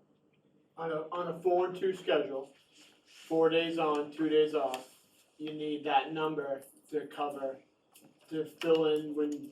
But the you can do dispatchers that are- with 2 police officers. Yeah, 2 additional police officers. 2 additional police officers. So if you look at the schedule that we proposed, I looked at it, I'm sorry, I can't, it's over there, I Yeah, can't yeah. see it. I sent the updated version to Greg, so he can send it to you. So on the day shift, we would staff potentially 4 people at all times. So you would. Is that 4 patrol people or 4 people four- altogether, including you four- and the lieutenant and? No, the sergeants that's 4 patrol people. So when someone, theoretically, we've taken a day off, we would still have a minimum of 3. And we only allow 1 person off per shift at a time. So end of the day, just theoretically, if we added 2 new full-time police officers, that gets the lobby staffed 16 hours. a day 16 hours a day, With 7 no- days a week with no- with police officers. with police officers. So I think one of the things that might be helpful to clarify is that even with today's staffing, there are times when there are 3 on, Once in a while. Okay. right? So that's why you're able to do this with fewer people than what would appear necessary. Because you already have some staffing capability to have someone at the station. Is that fair to say? Yeah, that's true. Plus, in addition, it's the flexibility of you to use any officer as need be to staff, Staff a lot. as opposed to if it was clerks, then you've got kind of 2 buckets of personnel. You It should got, be just like if we had dispatchers. yeah. John? How Yeah. would it be just like dispatch, when dispatch is 24/7 and this is 16? Because we'd be using civilians instead of police officers. Okay, I'm still not following this, I'm sorry. The dispatch was about $350,000. And that was 1 person on all the time. Yep. Your estimate for the clerical solution is 300,000 for 1/3 less hours. Yeah, but, right, so we would, that's correct, 16 hours a day, right? Weren't you using reserve officers to fill in some of the gonna dispatch? say, yeah. Yeah, we had reserve officers. Every weekend was Yeah. all reserve officers. So basically, our full-time people are Monday through Friday, and where we had shortcomings, it was on the weekends, so the 6 shifts on the weekends, and we would use either a part-time dispatcher, which we had 3 of them at one point. Now, as of the end of the month, we won't have any, or a reserve officer to fill those shifts. Okay. And the other difference is, when you go to the 4-2 schedule, there are more days off, there's less hours worked on an annualized basis, so that increases the need for More coverage for those days off. John? Yeah, so, all of this is a tremendous amount of data that I'm trying to take in. It's kind of like drinking from a fire hose. I'll use the analogy. One thing that I don't see in a lot of the data, and you put up a lot of numbers with regard to number of calls, number of events, all of that sort of thing, is it's not telling me necessarily the time of day. And I'm wondering if there's some sort of a trend with regard to when are the most intensive times when there's a lot of activity. Because I can see there certainly is a need for additional staffing in those times, but there may be times where not a whole lot is going on. And you don't have to go from, have 4 people at those times, or necessarily have police officers say in dispatch at certain times when, frankly, there isn't anybody walking in, because who walks in at 10 or 11 at night? Maybe I'm being presumptive, that does happen, but from a police perspective, I can see that you certainly need more folks, even if just stripping out the dispatch or anything, you're at 12.4 and you only got 12 people, so there's no question there. I do have a question about where the school resource officer goes during the summer right now. She goes Is that- back to patrol. Okay, so she's there, you would shift that with an additional officer, you would shift, So she goes Her to back the to heart. patrol now and basically covers our paid time off on a day. okay, so she's backfilling and that's that sort of thing. It's about, Okay. we figured about 10 All right. 10 weeks. or so. All right. Well, a clerk is less expensive than a police officer, I think. Not by much, no. And that. Unions.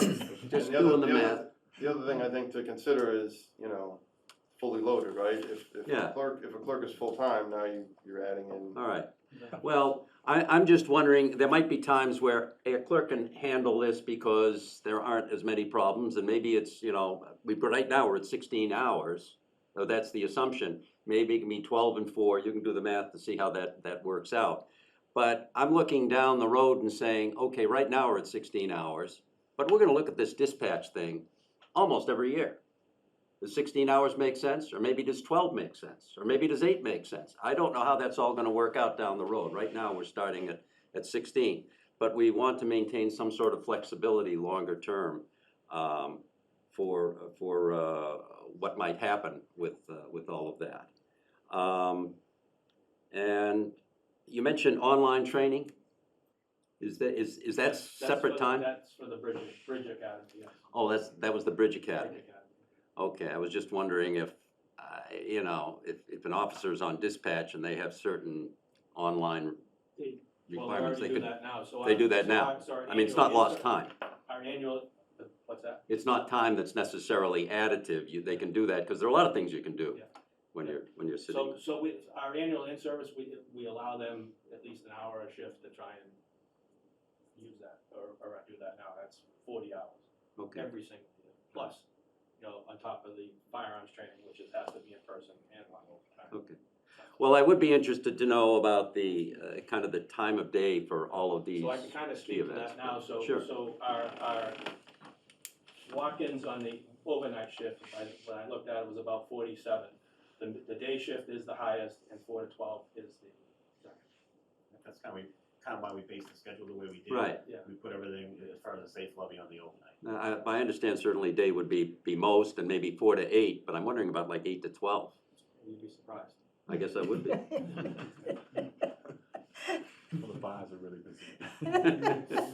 No names. I mean, for instance, the other night, we had a domestic situation, a female walked into the station that needed had some serious injuries, and that was at 10 o'clock or 12 o'clock at night. So it's not infrequent that people walk in. Okay. John, was that directed to the fire department as well? Yes, I would say many of these comments go both ways Yeah, in terms of, we have no idea. oh, you don't have data that Well, we necessarily. would have data, but it's hit or miss. It's, if you have the crystal ball, tell me, we want to be prepared at all times. Like the other night, we didn't know we were going to Beverly for 8 hours to help them with their structure fire.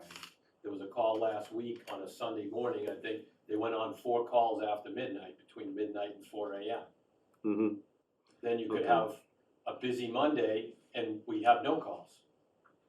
But we Right. still have the potential for any call at any time, so we don't have the ability to upstaff, other than like for severe storms where we might expect wires down or car accidents because it's a blizzard or something like that. Then we put on extra staff, because the likelihood, because of all the circumstances are. But you could just as soon have a house fire or a heart attack at 2 o'clock on a Tuesday morning as you could 7 o'clock on a Friday Yeah. night, unfortunately. Okay, I That's was why we just, can't- we on- can't plan that on way. the ambulance side, your mutual aid was what, a couple of times a week? 10 a month, was it? Was that it? 40 up until September, and that doesn't include October, November, or the month of December. I'm still Uh, calculating those. That's mutual aid given, mutual aid received. No, that was, they only came here 10 times. Right. We went out of I- town. Understood, so you're short one way or the other. And the Yes. 10 times was That's a year. without ambulance 2 running, is that correct? Yes. Yes, And that's September first, 2001 to September first, 2021. 22. So it's a full 21 to year. 22, It's 12 September months. Yeah. to September, so it's a full year. Yeah. Okay. Can I ask? Oh, let Maury go ahead, he hasn't spoken yet. I just had a question. Greg, I think your idea of thinking about police and fire is a really interesting one. But I also reflect back, we've had a bunch of issues, I think over the years, where we've trained people and trained them to a fairly high level, and then they move on to other communities. And I feel like we are the training academy, or we're becoming that. How do we work that potentially if we're trying to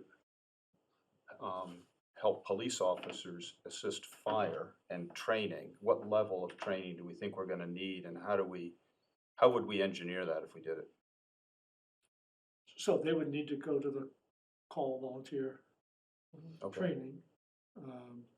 And this is something to negotiate with the union, but Yep. most likely we would pay them for their training time. Is that the 400 hours level or something? I'd have to get the latest numbers from the state on that. I don't have that handy as far as the call volley academy. It's far less than the full-time academy.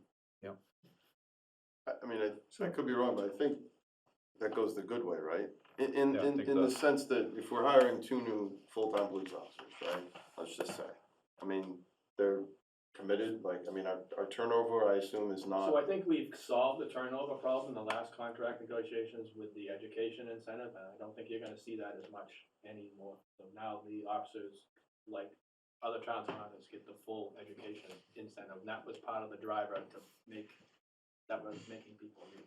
So someone could go to Beverly per se with a $15,000 to $20,000 increase in their base salary.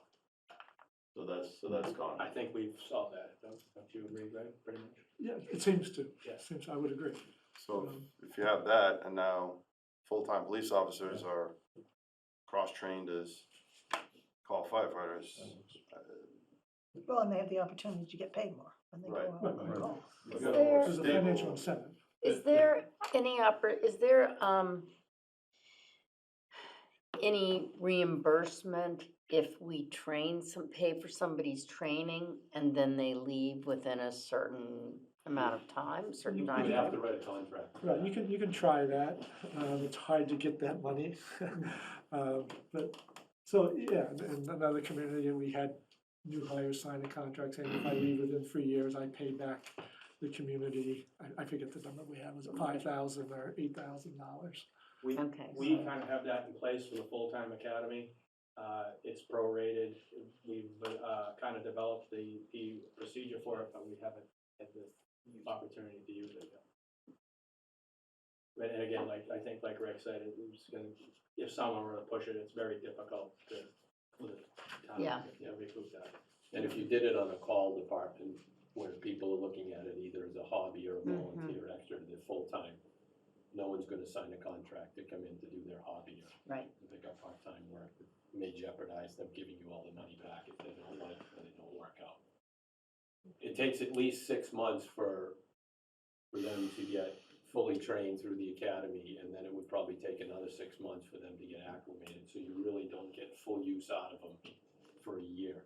Plus, if you don't have the gear that fits, you have to buy them the compliant gear, and that's about $3,500 a firefighter if we don't already have it in stock in order to outfit them.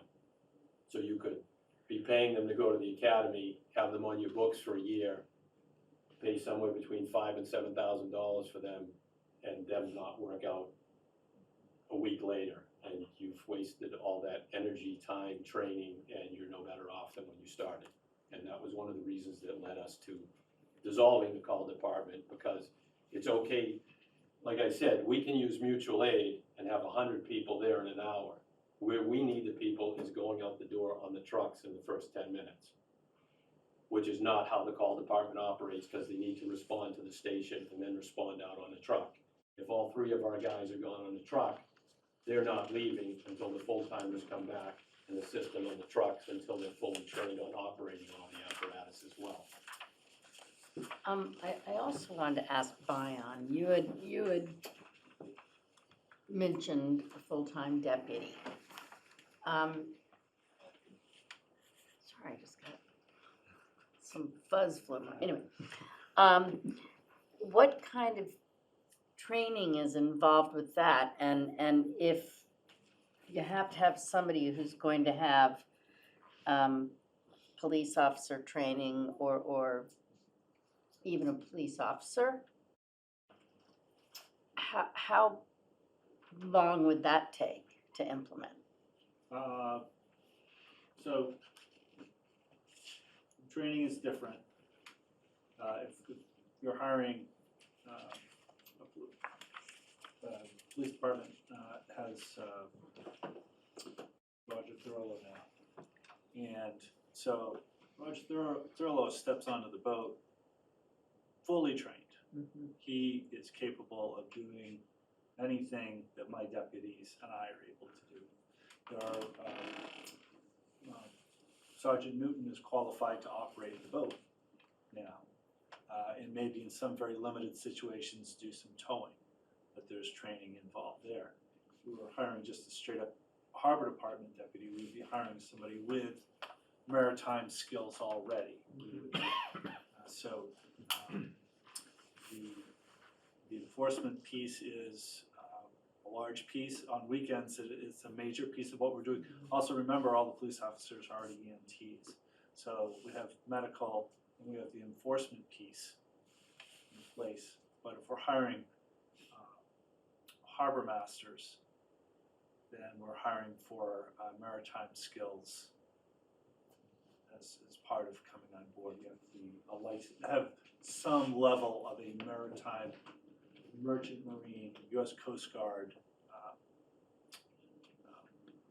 certification license. So when you say you're looking for one full-time deputy, is that full-time during certain parts of the year, or? Well, so the discussion with Chief Fitzgerald, I've been gone on vacation, so there hasn't been a lot of time, but the position, the 40-hour position, and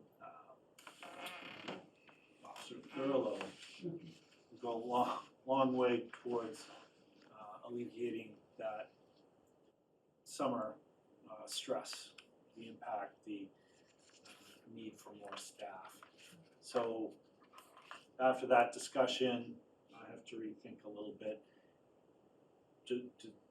Does that staffing mean that I am better capable of doing the administrative piece, which suffers to a very uncomfortable degree for me during the summertime? And I think that that's a very good first step, and maybe the final step. We won't know until it's implemented. We've had it under our belts for a season, but I do have to take a step back from the request for the year-round, full-time, benefited deputy position. Although, when it is time for me to think about retirement, I think that that position should be hired at least a year before I leave, to hire someone who's going to take over as harbor director, manager, master, and you get somebody who steps in ready to take the reins, and everyone here is familiar with, and they're familiar with you and what your expectations. So. Could I follow up? Hold on just a minute, Ann. Excuse me. You. She remembers her question. Your comparison, Mr. Pike. Your comparison numbers were interesting, but you were missing a number that I'm very curious about, which is how many hours with how many boats does each of those harbor masters patrol, harbor departments patrol? My anecdotal experience is when I come into Manchester on a weekend, I see almost always 2 boats, sometimes 3. I don't remember going into any other harbor where I saw 3 boats running for the harbor department. Occasionally a harbor master, but So we ran one boat for the longest time. And then, given the growth in transient day visitors to Long Beach, Mhm. the ability to get east of the main harbor became nearly impossible. And I started receiving emails and phone calls from residents saying, you're not doing your job, you better start doing your job. And the only way to accomplish that was to get a second boat. So we got the second boat. There are times when, on holidays in particular, 4th of July, particularly when we have fireworks on the 3rd, Beverly on the 4th, I'll put 3 boats out there.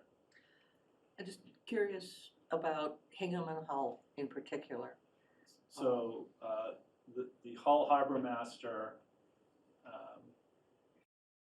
he's been there a long time. He's ready to leave because the department is so, overwhelmingly understaffed. He puts in 16-hour days on weekends all by himself. It's totally unreasonable. They should have 2 boats, given the amount of traffic going between there and Hingham to the World's End. Yeah. That's a 2-boat department. I put as many boats out there as I think we need to manage the volume of traffic that we have. And 2 minimum, because that's what the residents have told me they want. They want the coverage that requires 2 boats. So, I mean, Hull is a tough comparison. I talk with him a lot. Newburyport will have 2 boats out. Salem have more boats than I can count. Most departments have at least 2 boats. If you go to a harbor and you don't see 2 boats out there, I don't know why. I don't work for those Yeah, departments. I just, Yeah. you have contacts, and it sounds as if we have, except for Salem where you can't tell. Remember, we have east of Long Beach, which is now our busiest place in the harbor. We have another cove that will have as many as 100 boats at the same time as the other one has a couple hundred. And then we have White Beach and Black Beach, and all those residents along there are expecting the harbor department to spend some time up there. We have, with the second boat, been able to patrol, go up, do the same things we do down in the main harbor, send a boat up there 3 times a day. And then be able to have a boat that can come into the harbor, back out, and then a boat can go back up the coast. They do trade off a little bit, but the main place that we have a boat is Area 7 at the No Wait. I will maintain until the day I die. The reason we have not had a major incident at Long Beach yet is because we slow the boats down before they get in there. And when they're coming out, they see us sitting there waiting for them. They don't go fast till they get to those no wake buoys. It's the speed that's protected. The only way that happens is to have that boat present. Got it? It's just like a police car. On the side of the road, doing a speed check. If you see the police car, you slow down. Well, I already go slow, so you all slow down. You're the one. I'm the one that's going slow in front of you, yes. So I see that as the most important thing that we do on busy weekends to make it a safe harbor. Thank you, that's very clear. Yeah, I hear a lot of change going on in what I think is the harbor operation, a lot more enforcement. Do you see the model changing in terms of becoming part of the police department as it is in many other communities? what I see is the state mandating that harbor masters will have zero enforcement authority. Zero, to not even stop a boat. So, kind of, well, then what do we need you out there for? So, given, if this summer, Manchester Harbor Department had zero authority to enforce, that means all those boats that are zipping in and out there, unless you fund the police department with enough police officers to be on boats out there slowing people down, we're going to start having boats zipping all the way in. That horrible incident is going to happen. So the enforcement piece, when harbor masters no longer have the authority, is going to be a huge big deal for every single community. Manchester's taking first steps, really, really good ones, compared to almost any other community that I talk to that doesn't already have a police department running the harbor department. So it sounds like the answer is yes in the medium term, like not in the short term, but yes in the medium term. So the post commission hasn't really come down on like clam wardens who are theoretically authorized to make a custodial, arrest. Anything under chapter 90B is technically arrestable. So they haven't really made a decision on it, and when the police reform was established and talked about, I think that was kind of overlooked. So we have been hearing, well, they're gonna make a decision in April, they're gonna make a decision in June, and that was all last summer. But the overall goal of this police reform, like I said, was to get everyone's training who has the authority to make a custodial arrest to be across the board the same. So that's why they're eliminating the reserve officer. And so I think it's coming. However, we'll see when, yeah. So there'd be an administrative element and an enforcement element. I mean, do you see it going to a manager, I gather? So when you think about your harbor masters, rather than having to hire police officers who have the maritime experience or finding officers who are willing to get the maritime experience, you still have harbor masters. We can still drive boats. We still know how to tow boats. We still know how to get the water out of boats. We still can take fire departments out to put out fires. We can still provide rescue and medical training. And I maintain in those communities that are caught up in this, that don't have the staffing to do the level of enforcement that harbor masters are doing right now, these other services that harbor masters provide are going to be even more important. I'm sorry, even more what? More important. Thank you. Any other questions, discussion? I do have information, the Call Volley Academy, the latest one is 240 hours of training. Question for Brian. Go ahead, Mark. Bion, I just had a question. The number of sort of incidents you've been involved with out there, how many would you say are sort of medical EMT type things versus how many are boating, mariner towing? I'm sort of thinking about responsibility or skill sets, how does that kind of break down? Right. So one thing to remember about Manchester is that we are the landing point for everything up on this end of Salem Sound, sometimes even Baker's Island, for medicals coming to the yacht club. We've had some incidents with injuries. We've had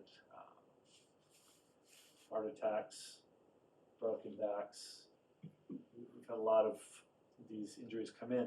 The vast majority are dealing with boats that are broken down on the rocks. There's more of that. Maybe trying to keep a boat from sinking. So those are very specific skill sets that anyone can learn. Anyone can become proficient at it. But if you're already a full-time police officer dealing with all the training and all the annual training you have to do just to keep your certification up, do that. It's a lot of work. So your harbor master is going to still provide those same vital needs out on the water. There's still gonna be the tow truck, there's gonna be the fire truck. The boat still is the police car. So can you sort of just, as a total wild guess, if you Yep. think of the season? Yep. Do you think you're looking at 10 or 12 medical things and 50 towings off the muds? Or do you have a sense of roughly what that ratio is? So I would guess medical is more like 5%. It is small, and not all of it is coming right from Manchester. Sometimes those medicals are us clearing a pathway for the boat from the other community coming in to get to the dock. Beverly Harbor Master brings a lot of medical Yep. in to us, because we're the closest. Beverly brings the most, actually.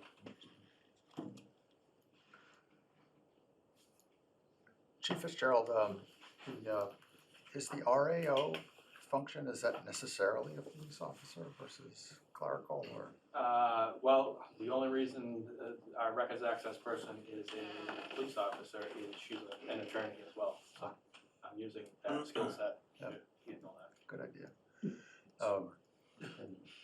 Chief Cleary, we were showing data for some of the other communities that were listed as having two chiefs. Is that a chief and a deputy chief? Yes. And currently, do you have a candidate for a deputy chief, or is that a hire? No, the position doesn't exist within the org chart or job description, so I would need to. But is there somebody that's sort of on that track, or? Not necessarily, that's part of the succession planning issue. The captain's position was always a step above the lieutenant's, but because their role was primary fire prevention. Yeah. So they were captain because of the fire prevention officer certifications.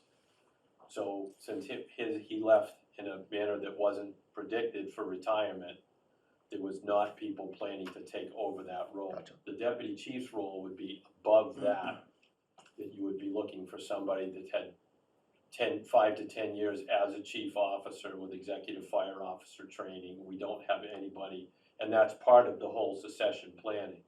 Because right now, when you hit lieutenant, there's nowhere else to go but chief, but there's no step in between to train you how to be chief. So that gap's gonna continue to be there, so anytime a chief leaves, the only qualified person would be a chief from the outside coming in. Got it. So that's why it's a phased-in plan, so even new firefighters coming in can say, I wanna be chief someday, and they have a path to get there in their own department. And that currently doesn't exist. Thank you. I have a question, and this applies to each department. There seems to be difficulty getting both qualified and desirable people. So even if, even if we were to say, okay, go hire all your people, are they out there? Well, I can speak to that. So with police reform, we had to establish a test and a list, and they haven't really come out and told us the guidelines of what type of tests that we're supposed to have. So we partnered, who did we partner with? It was Essex? Hanahan. No, another department. In Essex, yeah. And Essex on a entry-level exam. So we pulled all our reserve officers at that point, and they took the exam, and so we rated them from 1 to, I forget what it was, 8 at the time. I have 3 left on that list that are, one of them is our next candidate. He's in the process of going to Rowley as a reserve officer. They are having a full-time opening in, what's it? In February, but he's one of our people that we've bridged. We paid for his bridge training, and he's amassed the 2,400 hours, so I could theoretically take him tomorrow and make him a full-time police officer. And the other one is, next one's Chelsea, who's our full-time dispatcher. She's already reserve trained, we've done her medical, her background, her psychological, so we have a lot of money invested in these people that we don't wanna lose, And also, our third person that's left is David Kim, and he's in the transition phase to go to Rockport. So we've already invested him, he's full-time academy trained, and he's taking the first opportunity, which is Rockport come February 1st. So after that, we will just establish a new list. Somehow, some way. So again, though, are there pools of people, because I've heard some interesting things about the types of people who are attending academies, and it's. And, yeah, you know, I totally, agree, but that's why we put out this list for anyone to take, this test for anyone to take, they pay for it themselves. And then we go through the background check, and we have to go by what Post says, and if they pass, then we bring them to the next level. But just with that said, we just got a letter from the Boston Police Superintendent. They're at critical staffing lows too. So like I said, it's not just us. They sent that letter to the Executive Director of Mass Chiefs, who forwarded it to us, and it's basically an apology letter because they can't find qualified candidates,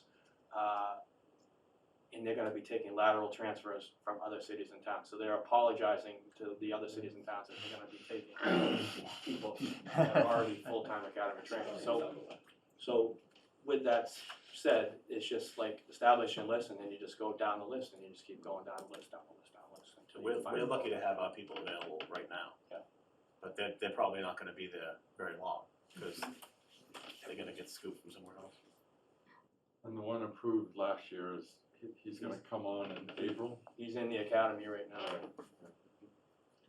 I'd like to point out that the state of Maine and New Hampshire have also put out notice that anyone who's completed the Massachusetts police training can come to those states and be hired immediately without having to have to go through the training in those states. And so if, one step further, if Post says harbor masters have no authority, the burden falls totally on the police department, they need to be able to staff. They need it, and fire too. Yeah, on the fire side, so we're hiring to replace that one new firefighter that left. I have 7 applications, we have 2 qualified paramedics on the list. Most of our qualified people are coming from referrals, and most of the paramedics we're getting are coming out of busy private EMS systems. But we have, for the first time, last time, we put it in a provision of bringing in people at the EMT basic level, although the contract requires you be a paramedic, with the caveat that within the first 2 years, they need to pass the fire academy, and they need to get their paramedic certification on their dime and on their time. So with the first one is to hopefully find somebody that's qualified. We're not finding people that have both fire training in the paramedicine, but we can get paramedics and send them to the fire training. But we're getting a lot of people that have like 1 year experience as a basic EMT, and then they're gonna have to go off to the paramedic with really no field experience and then come back. But it's the same anywhere. It's the competition. Fire chiefs are now going to, when they do the CPAT exams for the physical agility tests, and they're standing outside. And when people come out that have passed, they're handing them applications to their departments. That's how cutthroat it's getting. They're going to job fairs now. They're going to high school job fairs. So it's basically the football combine.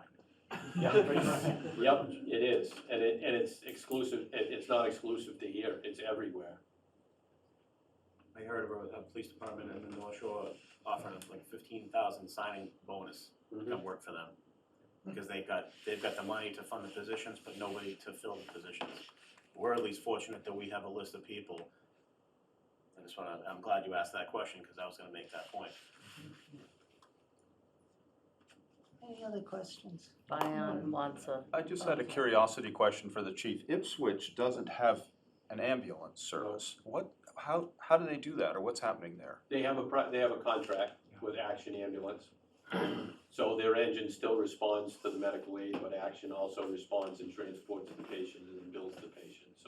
So does Action have, equipment on site in the firehouse? Not in the firehouse, no, But but they have a base in town, they're required by contract to keep at least one ambulance in there, and then they backfill if that ambulance leaves the town. It's kind of like Beauport. It's Yeah, always yeah. parked on But- Pipeline Road. But they are having issues because all these private services are taking from Peter to pay Paul, so to speak, and covering. And there are times where they may have 3 trucks in the morning in one city, and when they need to call, there's no trucks left in the city because they've been sent everywhere else. I was talking to Chief Lacoste in Middleton this morning, and their call response to Peabody has gone up 440% since last year of their ambulance going mutual aid to Peabody, and that's because the private EMS contract with Peabody can't make the benchmarks that they required to under the contract. So it's affecting everybody, it's a domino chess game throughout all of Essex County and the North Shore.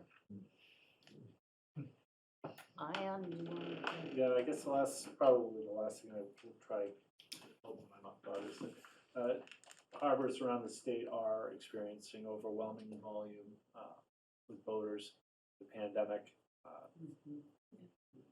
massive number of boats. I think the big difference for my department is when there's an economic downturn, I probably see a reduction in our volumes. Eventually, don't know when that's going to be, but harbor masters everywhere are feeling exceptionally overwhelmed, and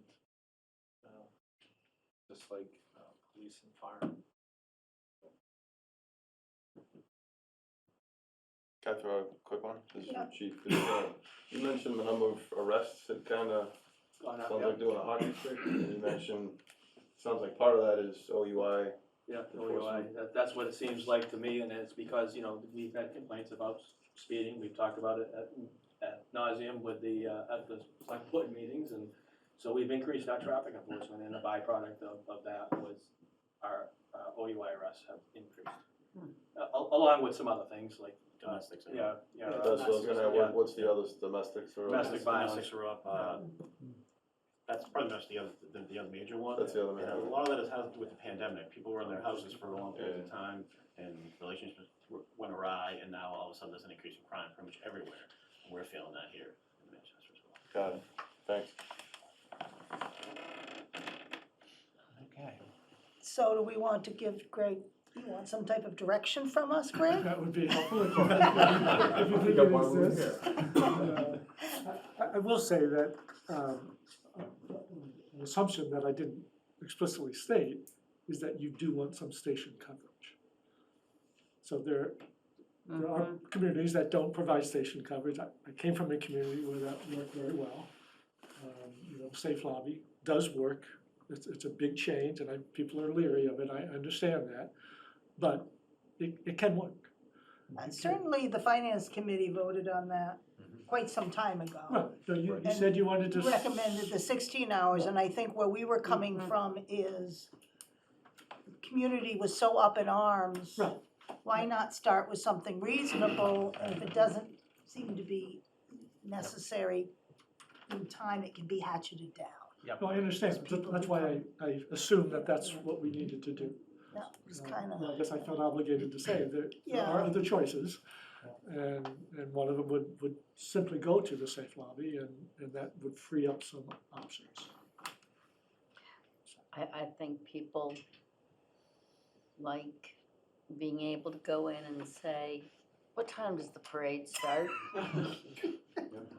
You know, but it's a small town thing, and I think that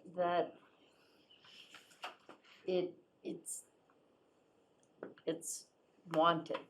I would also add to that we as a board have looked towards the chief on the community policing aspect of it.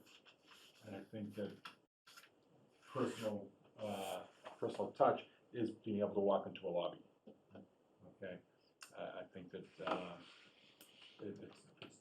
it's part of what we're looking for as a community is more of a community policing aspect of it. So I don't want to speak out of turn or put the cart before the horse, but at a very high level, I think the plan's good, just subject to, I'd just like to see a high level, I don't know, I call it goes into, goes out as, right? Yeah, You know, the yeah. savings and the cost and, but it seems like at a 30,000 foot, it seems like it actually saves money and ticks a lot of boxes, so. Particularly in that choice, I mean, what are we saving and what's the 16-hour dispatch gonna cost us? Well, and I I think think, what's the cost of the call firefighter training? You know, if we're gonna be training police officers, I'm assuming we'd foot that bill. What that's gonna cost. Well, I think that, yes, let's look into the call. I think that there is some compelling arguments for having the 2 in, 2 out at the fire department. And we've had, I think, a lot of people in town who have indicated their interest in beefing up our safety. But my concern with that, Becky, is there were only 18 fire calls a year.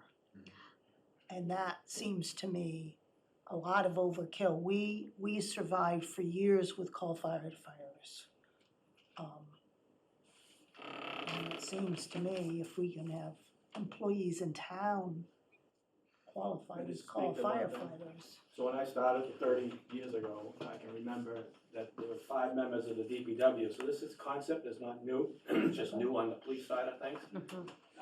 The 5 members of the DPW that were call firemen, and I'm not sure what they did when they were working their day job when the fire alarm came in, but I remember Bob Powers, who lived on Pleasant Street, would take the DPW truck and drive to the police station, fire station. So it's not a new concept, but it just needs some fine tuning. But on our end, if we don't have the staff, we're not gonna be able to assist that. And I would say to both of your points, I always like to say, a measure I use is the newspaper headline. Do you wanna say the town supported the staffing at 4 in and 4 out and the fire department was able to make a rescue? Or do you want the headlines to say, town pays X amount of money because the understaffed fire department wasn't able to perform at the 1 fire a year where we lose somebody's life and the building burns to the ground? I'm sorry, but if you have call firefighters available, you have the 4 in and 4 out. They don't need to be full-time people. Not until you're 10 or 15 minutes into the call when rescue doesn't become a viable option, as I showed from the charts. That's backed up by statistics. Right, but if your call person is a police Here. officer or a DPW person that can respond just as quickly. But they're responding to the station, not to the scene, because of the way we have it set up. They should be going out the door on a truck. We don't want 14 personal vehicles with red lights responding all over town, responding to the scene.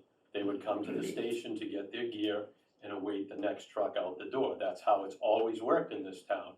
And that's how, if it was going to continue, is the model that works the best. I work in the system, and you have cars parked all over the place, you have people speeding to get there, they have to carry all the gear in the trunk. There's an issue now with carcinogens in the gear and keeping the gear clean so people don't get cancer. There's a whole lot more rules and regulations now than it was back in the day when you just grabbed the helmet out of your trunk and ran up to the fire and did something. So it would require a lot more planning to I get think, to that and level. these are elements we need to weigh. Kathy Bellata has a, Yeah, just to add to the comments, I think you were asking how we feel about the proposal of Greg's memo. I'm generally supportive. However, Greg, the information in your memo is incomplete, okay? We've got to look at the revenue side, okay? And maybe there's a way of funding some of what Chief Cleary wants by taking a look at the fees and increasing the revenue, and also getting the administrative work off of the plates of the firefighters and the police officers. There's way too much paper pushing. We've got to take a serious look at that. Those are 2 elements we need to do before adding a whole lot of bodies. to the staff. However, I am generally supportive of what you're looking at. The only last concern I'll state is or I should say question, is there some sort of a benchmark for the mutual aid? Because if we are on the fire side, or the ambulance, excuse me, if we are sending the ambulance out, our ambulance out 40 times, but only getting mutual aid 10 times back, there's a net loss on our side, which is fine. We all want to be good neighbors and good humans, but if we add more staff, are we just, exacerbating that? Are we taxing Manchester residents to send an ambulance out instead of serving the residents here? So I didn't know if there was any benchmark around mutual aid and what is a best practice. Well, within Essex County, we have the Essex County Mutual Aid Agreement with all the Essex County fire chiefs. The state, with respect to ambulance response, it's mandated that if you have an ambulance in service and you are called for mutual aid with any community that you have a mutual aid pact or memorandum of understanding, you must send that ambulance. And I would not expect anything else. My question is a little bit different, though. I guess what I'm saying is we seem to be doing our fair share of mutual aid. Yeah. Okay, we're doing more than our fair share. And are the other chiefs, the other towns in Essex County, are they doing their fair share? Yes. Or Yes, they are. It comes up at every one of our meetings, and we're having regional meetings now with all the fire departments and all the private ambulance services to try and solve this problem. Linfield is fielding 3 ambulances a day, with 2 of them spending most of their time in Saugus. Middleton's in Peabody. Northeast Ambulance is backing up Atlantic in Lynn. When Rockport can't field their ambulance and Gloucester's too busy and Beauport's unavailable, we're going to Rockport. So it's a giant chess game that starts with the hospitals not being able to take patients and then trickling down into EMS fields. So the solution has not been found. Sounds like everybody's cooperating really well. My question is more around the planning and making sure that what we're planning for is to take care of the residents of Manchester, and I'm hopeful that the other towns are planning for their residents as well. Sure, So but Kathy, I'm just gonna jump in. Thank you. So Kathy, when you talk about wanting to see the puts and takes in a waterfall chart form or something like that, are you also asking for mutual aid benchmarks? No, that was different. The puts and takes, the waterfall chart was the same thing Mike was asking for. There are some standard financial templates that you can just easily show where the savings are coming from and what are additional costs. And so, I'm assuming Andrea has those types of charts. Greg, if not, we can certainly get her some examples. But you want some to see what some of the other communities around with whom we have the memorandum of understanding? No, it was a general question. I didn't know if we had any. I just wanted to make sure that since we are doing our fair share, that other Essex County communities are doing their fair share. If they're meeting together and I guess if there is information available, it would be nice to see it. I don't want anybody to create information around mutual aid that doesn't already exist, but I just want to make sure other folks are doing their fair share. Thank you. Ann?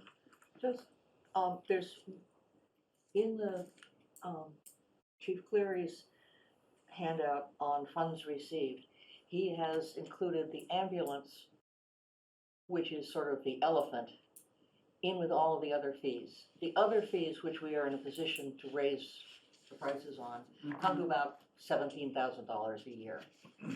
So I think spending a lot of time trying to figure out how to double that is maybe not the best use of time.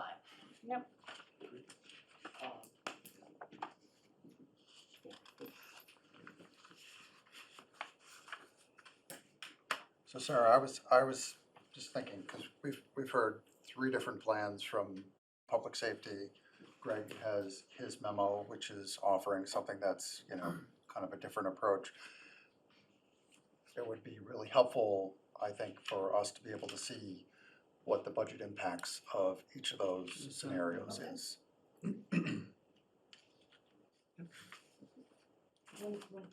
By each of those, you mean, Like, I would like to see Chief Fitzgerald's proposed plan, even if it's over the course of, you know, 1 or 2 or 3 years. I'd like to see the impact of that once it's thrown into all of our other town costs, including school, et cetera, whatever. And the same for Chief Cleary and also Lyons. so you want with just the police, just Chief Fitzgerald's ad? No, he Right. wants the price for each separate, the component for each safety official But then, as presented. but where, you know, it starts to get a little complicated is then I do want to see what that translates in when we look at our entire budget. You know, like we used to have the spreadsheet that we would throw up on the wall. And it was very easy to kind of plug in some numbers and see what that did to our tax increase. And whether it put us over the 2.5 or under. Are you looking to compare and contrast, say, you know, I'll call it Greg's ideas, Greg's strategy of, you know, Yeah, what this and I- this what about- as compared to if you just said yes, yes, and yes? Yeah, Is that put what them, you're trying into cost context, which is kind of our neck of the woods. Also, it's measured against the savings that we've gotten from the regionalization, so. Right, and as relates to any kind of revenue side, which, you know, would get folded in as has been pointed out. Well, and I think we need an understanding if there's other places like the Capitol was expanded a lot this year. Yeah. And the question is can some of that be backed down if we need to be Right. spending more on personnel? Right. Because the budget presented was 2.5%. Yeah, because so I think that would allow us to have that kind of, you know, do that kind of sensitivity analysis and say, okay, if we do this, if we go this way, if this is what the townspeople want, you know, then we have to kind of back off on the rate of spend on our capital projects, for example. I mean, your Thank you, one more thing. Yes, Kathy? Sorry, No, go ahead. sorry, thank you, Chair. Just one more thing, regarding the fee structure and, the administrative stuff, I think that this is directly related to one of our select board goals, so we can talk about this at maybe a select board meeting, but one of our goals is to look at how we deliver services. What are some different models? And public safety may be the first place we want to take a look at, some of that next level detail, okay? So, I think it's directly related to our goals, because there's different ways of setting up fee structures, you know, for different types of services, and that might help us on the revenue side. And I think we just need to be aware that it's probably unlikely that that can be completed as part of this budget review. I agree with that, and I just think we can't start too early. Right. Well, and it also, we have to, I mean, there are fees that are overseen by the state that are capped, and so there's a lot of work. Yes, Maureen? Yeah, I would just emphasize what Andy said, Greg, on the multi-year model, if we could have a line that went out, say, 3 years. And so if we looked at 4 in, you know, 2 in, 2 back, the police model, but really see what that looks like over 3 years, at which point Manchester is paying full dime for all of it. And then what happens in the long run, just so we can see that. I also have an impression, kind of buy on the 3-year period for the harbor masters also, I think an element where there's gonna be a lot of change. I think your plans and for the department could well change it to be a portion of the police department, I think. Right. That And then is- it'd be administrative function would be another part of. So the I think, the administrative piece is, it is completely separated from the police department. And we're talking about infrastructure and, well, infrastructure mostly. And, boats, the equipment needed for the harbor. I mean, I suppose I could go over to police, but you know, their job is enforcement. They have a full plate already. The same. We do have a bylaw that establishes the harbor master position as not holding any other full-time position in town. Right. So we would have to go to town meeting if we wanted to change the structure of the harbor master. And, I don't think we want to go any deeper into this right. now. Okay. And I know I was actually going in a totally different direction. We talked, Chief Cleary had talked about a safer grant, and Maureen's comment reminded me of that. It's my understanding we didn't get it. We didn't. We didn't get it this year, but in last year when I met with the FinCom, that's what I presented as a primary idea to get buy-in, and for whatever reason, they chose not to discuss that and gave us the extra floater in place of pursuing a safer grant for 4 firefighters. So that's why I was looking at a budgetary 3-year phase-in plan that left the safer grant right out, because it didn't appear that people on either side were interested. I think you're mischaracterizing what we were saying. We were saying that at that point in time, we were not in the position to allow 3 new firefighters to come in through a safer grant that would require the town to pay them down the road. And then we heard, well, we weren't approved for the safer grant anyway, but you did apply for it. I had to, there was a deadline before we There came was a up with negative the- cliff. Right, Yeah, is basically how it worked. You get the cash, but then, Yeah, yeah. and so that was the concern with, the safer grant was applied for before any positions were approved. And that was our source of concern. And it's a 10-year offset when we get charged for the dispatch? Is that, the county has absorbed that cost for a while, and there's gonna be a charge down the road for that? Oh, no, too? not there's no necessarily. no. No, we don't expect it. So, I don't think they have any intention of charging us. charging us. Well, we're on the finance committee. It's like, There you go. Okay, now, one thing I'll just mention while we're all here is, I know it's later in the agenda, but Chief Fitzgerald indicated he was not gonna be here on February 2nd, and I had tentatively scheduled the public safety budgets for February 2nd, and I'm suggesting that instead we do the town budgets on the 2nd and do public safety on the 9th. Does that make sense?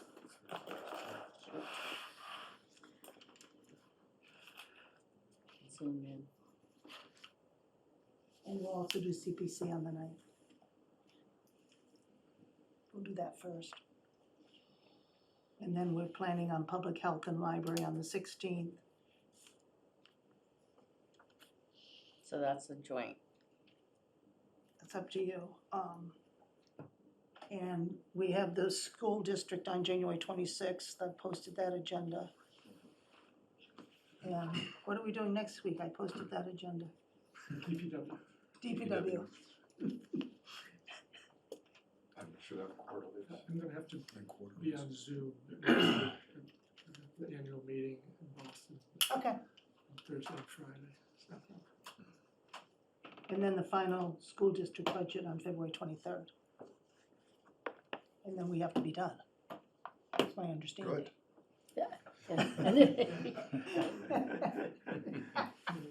Yes, we did. Okay.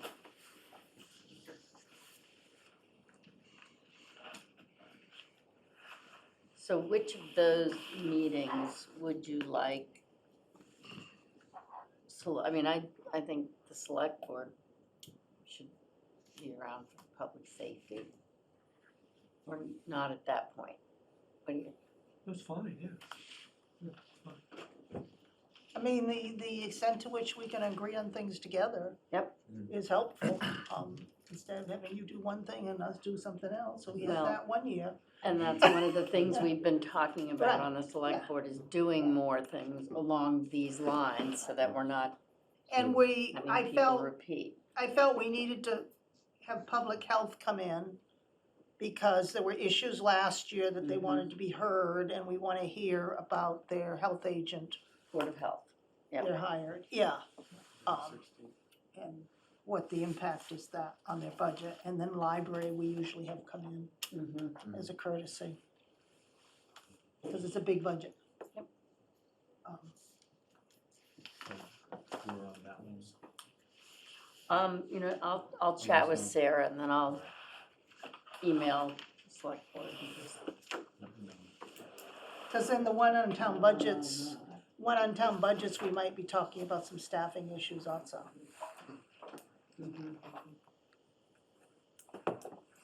okey-dokey.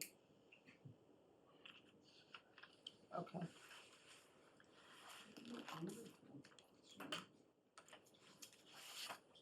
We still have minutes to go through. If anybody looked at them, I did not. we'll defer them to next week.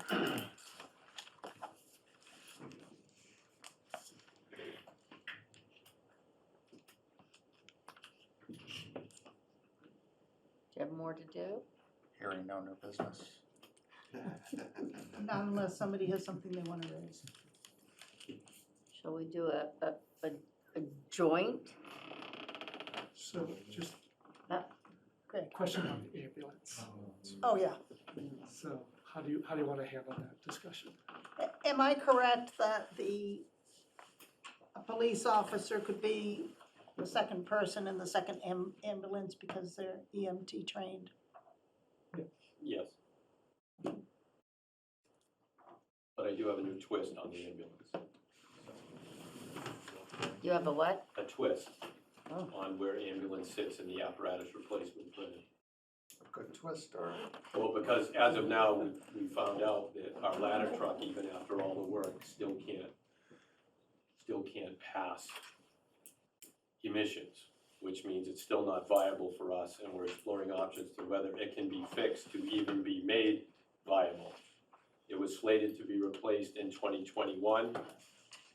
It's now 2023. We're supposed to get it to 2026. That doesn't look like it's gonna happen, which means my need for an area ladder supersedes my need for a new ambulance. So I'm happy to move to the 7-year plan, order a new ambulance 2 years from now. It will show up 2 years after that, and we'll be on the 7-year plan. And don't feel that any money out of the apparatus replacement fund should be spent to put ambulance 2 back in service, because the cost of an area ladder, if we buy it today, is $1.1 million. It's slated to go up 6% in April, and it's slated to go up another 6% in June. So will we have all of the information on that, the cost to repair the ladder truck, prior to the February 9th meeting? They don't know if it can be repaired. The dealership that I'm working with is talking to Detroit Diesel and trying to get recommendations. The first recommendation we did and paid the money for made the emissions actually worse, and it failed again. So, What I'm saying is if you want something funded in the fiscal year 2024 budget, yes, you need to have the details to us prior to February 9th. Yes, I will. So we can vote on it on February 9th, Yes. or you're not gonna get it. Oh, I understand that. I will be resubmitting it. I knew that, I just brought this up in light of But knowing we're, that now the ambulance and the spare ambulance are not the priority. but we will need to have a comparison of cost to repair versus new. What I'm saying is there may If be we no need a cost to ladder repair, truck. because the ladder truck was slated to get rid of in 2026 anyway. It's already gone past the 20-year recommended.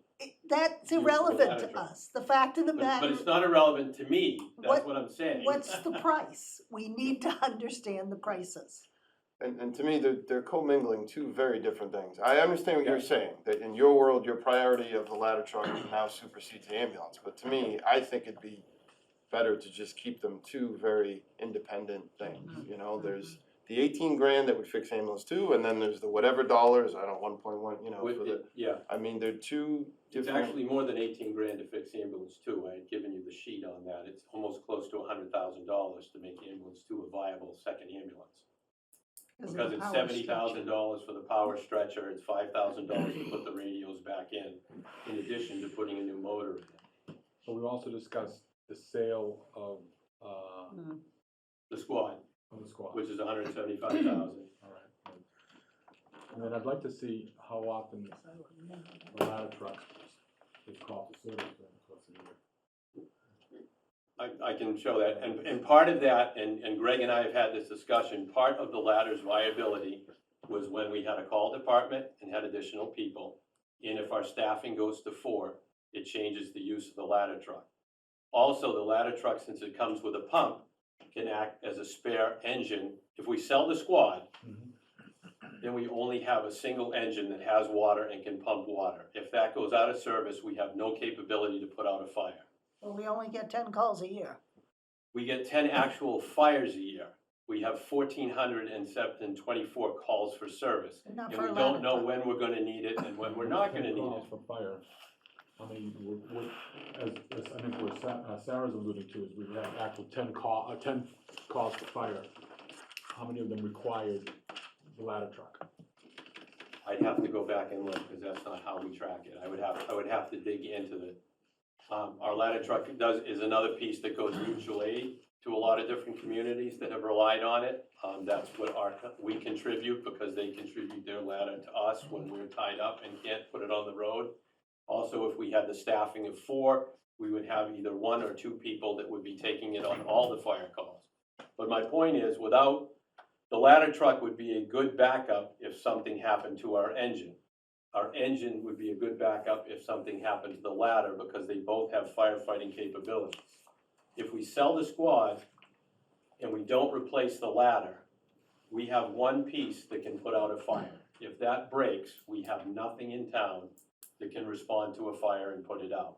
We have the thing in Seaside One. Well, yes, that requires a lot of volunteers or horses, and we don't have either of those. Because part of the thought was, and I mentioned it, and part of my apparatus replacement plan was to sell the squad, buy a new pumper, and move our current pumper into reserve status. This would eliminate the need for a reserve pumper, because if the pumper broke, we would use the ladder in its place, and vice versa. So the ladder has double, as a quint, it has a pump and operates as a pumper as well as operating as an aerial. So what's the we can get pumper all cost? those- Right now, 750,000. So why is Merrimack getting one for 400? I have no idea what they're buying. No idea what they're buying.